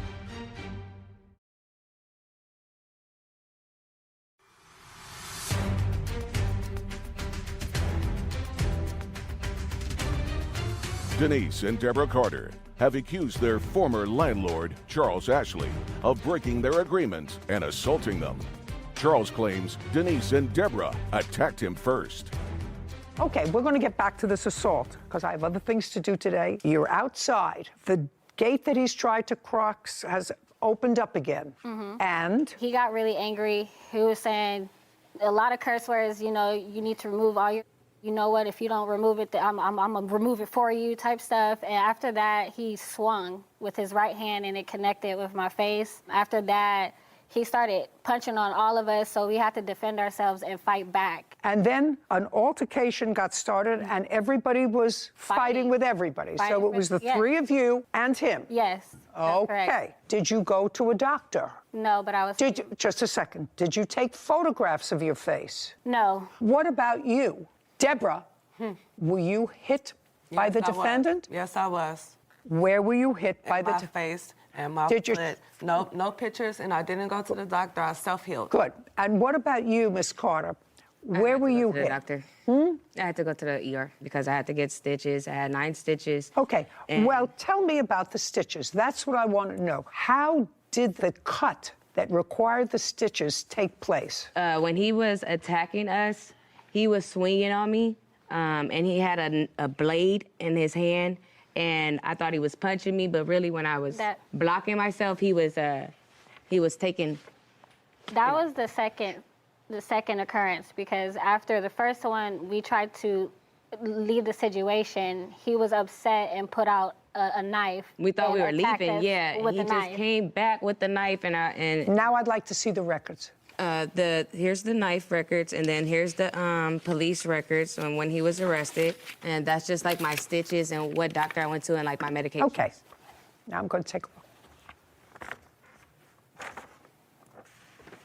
Okay, Mr. Ashley, the only thing that I actually want to know about from you is there's no question in my mind that the plaintiff did not cut herself. No question. I want to know how she got cut. I don't know, Your Honor. I didn't even have a wallet on me. I'm 75 years old. I wouldn't even argue with her. I went to the back door, the gate, and they had a trash can where they had propped it open. So I went to move the trash can, and that's when this one hit me and knocked me down. And when I was coming up, Deborah hit me in the head with a 2x4. And blood just went everywhere. Did you go to the doctor? Yes. I'd like to see your report. It's in the record. Your Honor, I have a video of what happened. I just saw this right now. Oh, I'd like to see it. Okay. Do you have it through the assault? I'm just interested in the assault. It's just the assault. Just the assault. Yeah, it's just press I'd like play to right see it. here. Okay, if you press play, you'll see him slamming us out.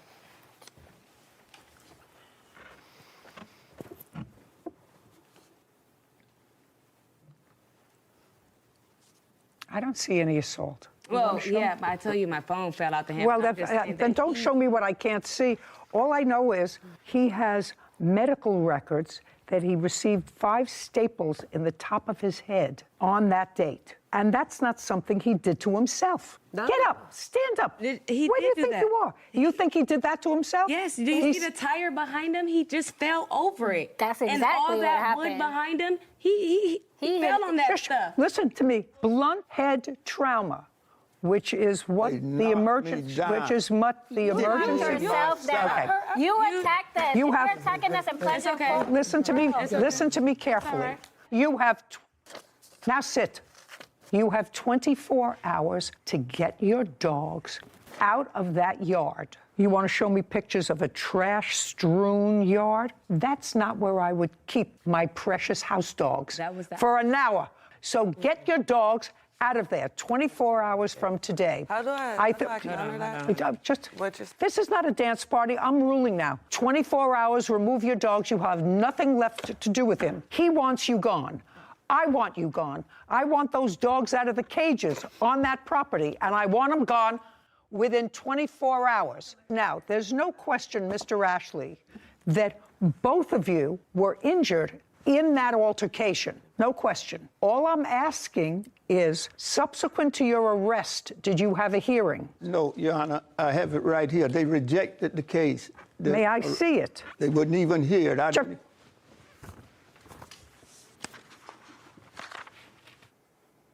They rejected it. Did you have a hearing? They didn't tell me about anything. They didn't tell you about anything. Well, that's because they rejected the case. Okay, I'm telling you, because I'm issuing an order, I'm giving it to you. You're the lawful tenant of the building. You can take it to a marshal, take it to the sheriff. Those dogs have to be out of there within 24 hours. We're done here. This court is adjourned. You know, it is what it is. I thought it was a good decision. It was the truth. He has no consequences. It just is the reason why you don't believe in the judicial system. I'm not going to be renting out to them no more, and I'm not going to rent to nobody. I think that it's so cruel to keep 7 dogs in small crates day, night. Especially in a commercial building, open lot. People shouldn't have dogs that do that. There should be a license required to own a dog, not necessarily to be a dog, but to own another living creature. I don't know what kind of mind would think that it's fair to keep a living creature in a filthy Dusty, dusty, congested. infested yard in crates for now 3 months. I don't know. Suing her former friend, Joseph T. Ivan Jr., for stealing money from her deceased husband's bank account. Court come to order. All rise. Have a seat, everyone, please. Hello, Judge. Case 2190, Friend versus Ivy Jr. Thank you. You're welcome. Miss Friend, your husband passed away recently. Yes. When did he pass? August 26, 2022. What did he pass away from? He took his own life. You have kids? I have one. I have a daughter. She's 7 months old. She was born June 14th, 2022. I'm sorry. Thank you. It is your claim that Mr. Ivan, after your husband's death, withdrew money from your husband's bank account. Was that a joint bank account or his own bank account? It was under his, but So it was his. Yes. So it was his bank account. It was. Did you also have a joint bank account? We just shared that one. I wasn't working, and I'm not working. He is sole provider of our family. So the bank account was in his name solely? Yes. How do you know the defendant? We met in 2020. We worked together at Target, and that's my husband and I, and also the defendant. So you worked there? Yes. Did you become social friends? Yes.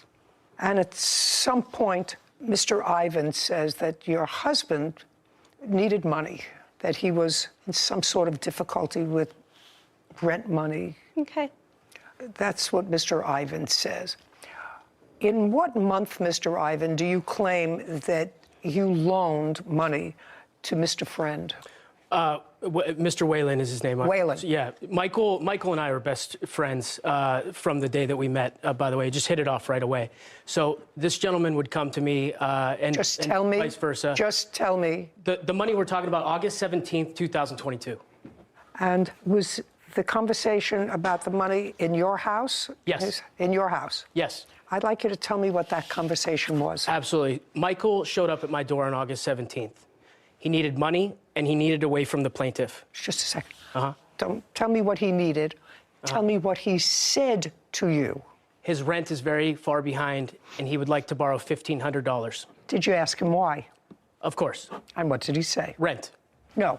Why his rent was so far behind? Oh, not exactly. He stayed with me for the next 2 days, so we had a lot of conversation about it. Okay. So when he came on August 17th, he did not stay home with his wife and the new baby. He stayed with you for how many days? For 2 that week. You and your husband been having a difficult time? We were the last couple weeks before his ending. And he did, in fact, stay out. Did you know where he was staying? No, I did not. Okay, but you knew he was out? Yes, I had asked him to leave. Okay. Now, his rent in his house where his wife and his baby was overdue. Yes, Your Honor. And he needed $1,500 according to you, so what did you do? I gave him the $1,500. Mrs. Friend, in June, July, August, was your husband working? Yes. Same job? He was working with Burlington, so yes. Did your husband have any problems that you know of with either drugs or gambling? I didn't know at the time. But do you know now? Yes. What kind of problems did he have? He was struggling with use of cocaine.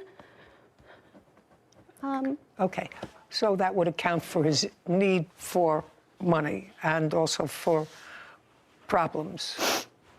Okay. Your husband was a young man. Did he have any life insurance? He did, yes. He did. How much?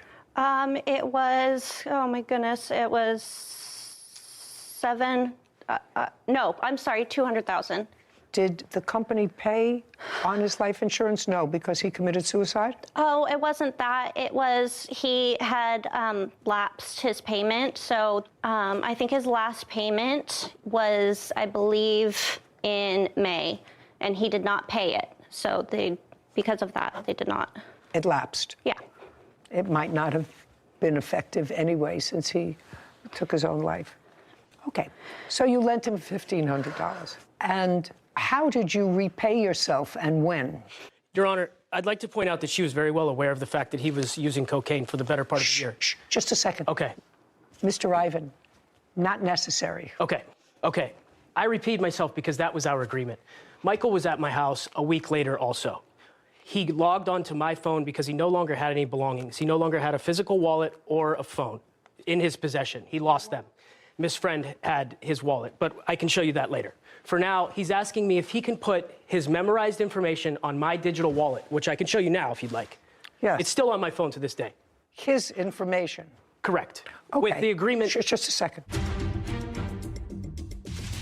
I could understand you taking back the $1,500 because you say that was his agreement with you, as was sort of buttressed by the fact that he put his banking information on the card. But why would you transfer any other money other than the $1,500 out of his account?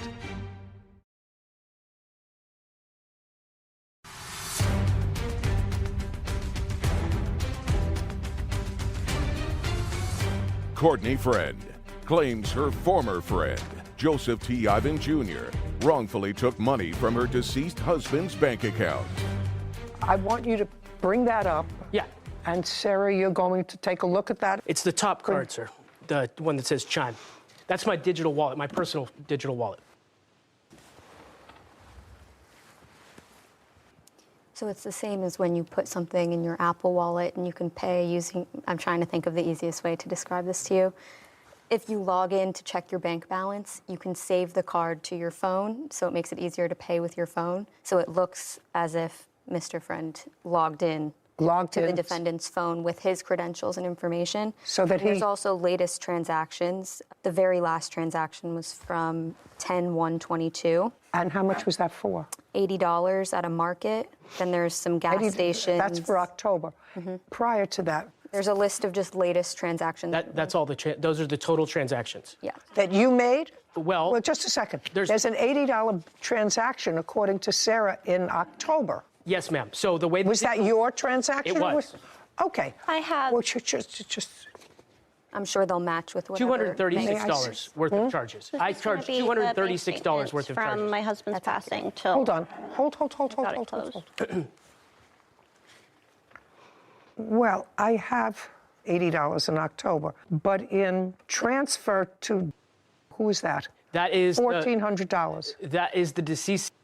Who transferred that? I transferred it. That is a GoFundMe account, and we'll get to this. The check that came through after he passed away hit my phone because he loaded his card onto my phone. The agreement was that I pay myself back when he was still alive with the funds that are on that phone. Just a second.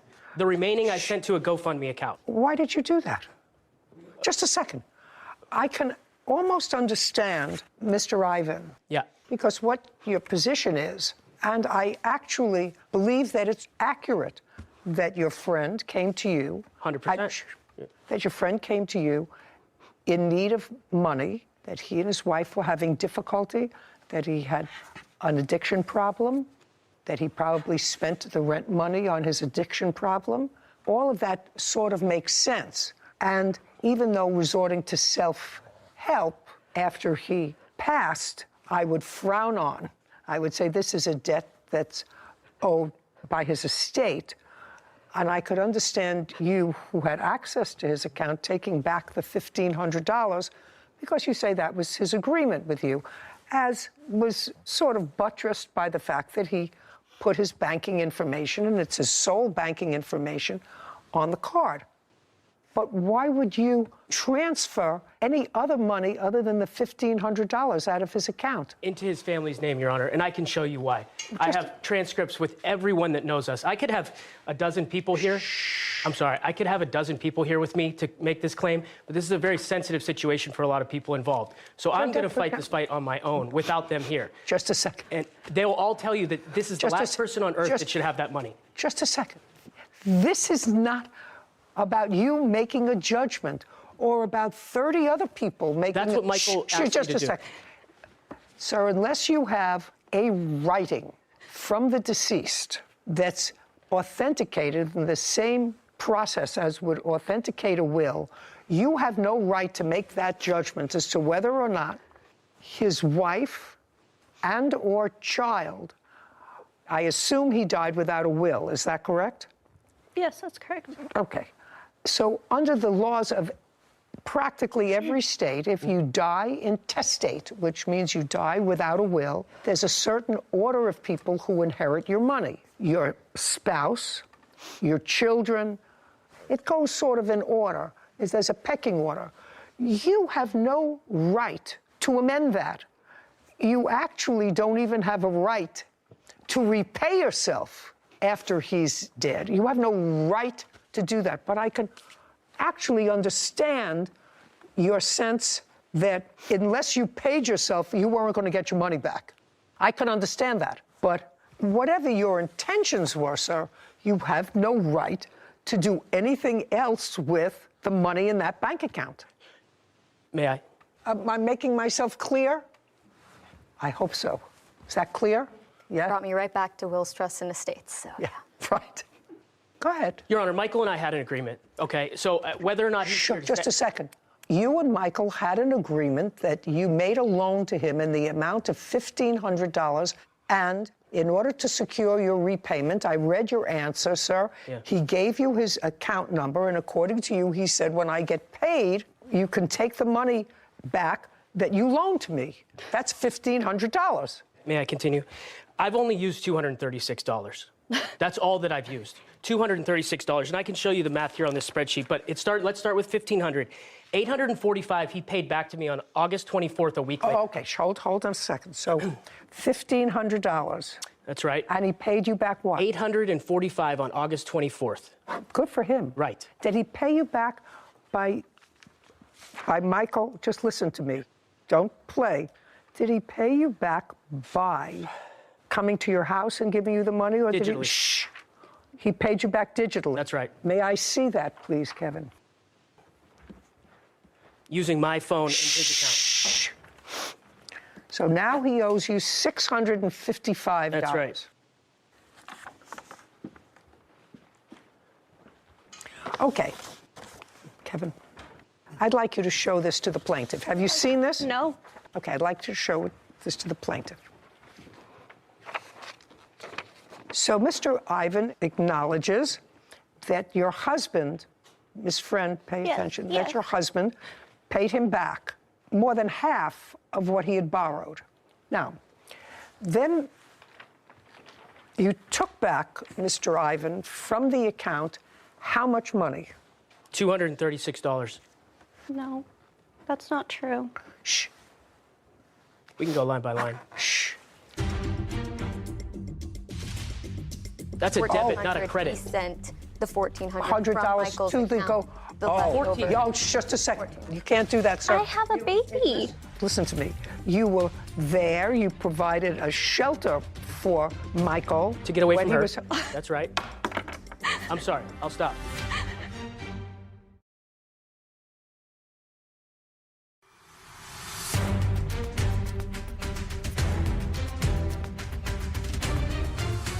Courtney Friend has accused her former friend, Joseph T. Ivan Jr., of stealing money from her deceased husband's bank account.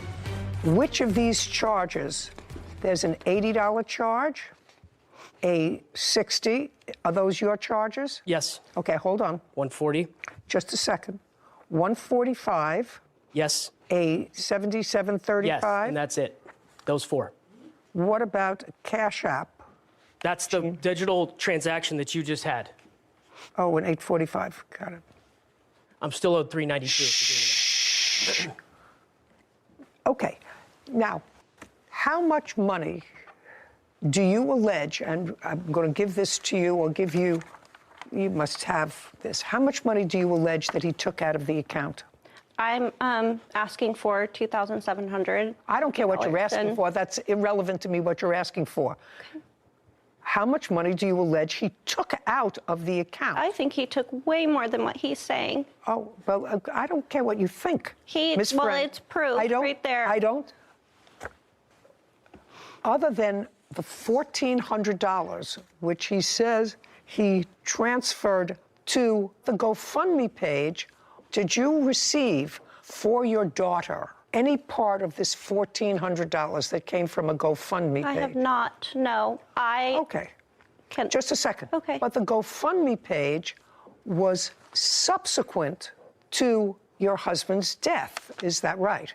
Yeah. Who started the GoFundMe page? It was my husband's. So this money did not belong to your husband.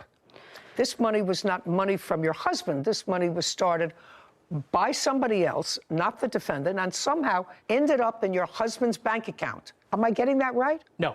Well, what's this 14? How did it end I up? transferred it from, that's Michael's bank account ledger that's attached to my digital wallet. I understand. And it's going to the GoFundMe. A GoFundMe is a special account that's set up in a tragic, or well, not necessarily. I know exactly what it is, but what I'm not following is why would it not be in this? It is. He's saying that that is a to, not a receiving. That's a debit, not a credit. He sent the $1,400 from $100 Michael's to the account. just a second. Oh, you can't do that. Sorry, sir. You can't do that. So you took out money that didn't belong to you because at best case scenario, you're still owed $400. $392. Yeah, okay, $400. You were still owed $400, and you withdrew $1,400 of Michael's money and sent it to the GoFundMe page. Yeah, because of the fact that the last person on earth that Michael would want to have that money is this person right That's not your judgment to make, sir. That's fine. Just a second. That's not, listen to me. I've tried to explain to you, what the laws of intestacy are in this country. If you die without a will, there are certain people who get your money, whether the deceased hates them, wasn't talking to them, it doesn't make any difference unless he and his wife are separated by a lawful separation order by the court. She and his daughter are entitled to this money, and it's not up to his best friend or his best friend's friends or other people to say he was angry with her, she threw him out. Whatever the reason that you're saying Michael would want the last person to receive any money from this GoFundMe page is the plaintiff, that's not your decision to make. You took back some of your own money. He paid you back some. You may get skunked for $400. I don't want it. Just a second. You may get skunked for $400. But if you sent this money to a GoFundMe page and that was $1,400 for the family's name, Your Honor, you can't do that. That's fine. I did it because Michael would not want her to have it, so I gave it to his family. Okay. Well, you can't do that, sir. I have a baby. I'm not faulting you emotionally, sir. Yeah. Listen to me. You were there. You provided a shelter for Michael to get away when he was. That's right. I'm sorry. I'll stop. That's a fact. It's just the truth. Judgment for the plaintiff in the amount of $1,400. We're finished. This court is adjourned. It doesn't matter. The woman's a fraud. She's a fraud. That money should not be going to her. She's the last person on earth that this gentleman wanted to have that money. I'm happy. I'm happy that she sided with me, listened to me, and that's all she cares about is money. That's what this is all about. knew that was not right, because it's not. I mean, what kind of person would... Courtney's out for money. Always was in the relationship. Take money from a new mom, someone who's grieving. It's been such a mess, and I feel good about this. Because I'm the only one who would do the right thing with it, and he knew that. He was very defensive. He was very defensive and very hateful. I'm the great guy. He'd want me to fight the good fight. All good. He shouldn't have took anything from me. I've already lost so much. Happy it's over. I've lost my best friend, my husband, the love of my life, and the father of our new child. It's not okay. He caught me in a very vulnerable state.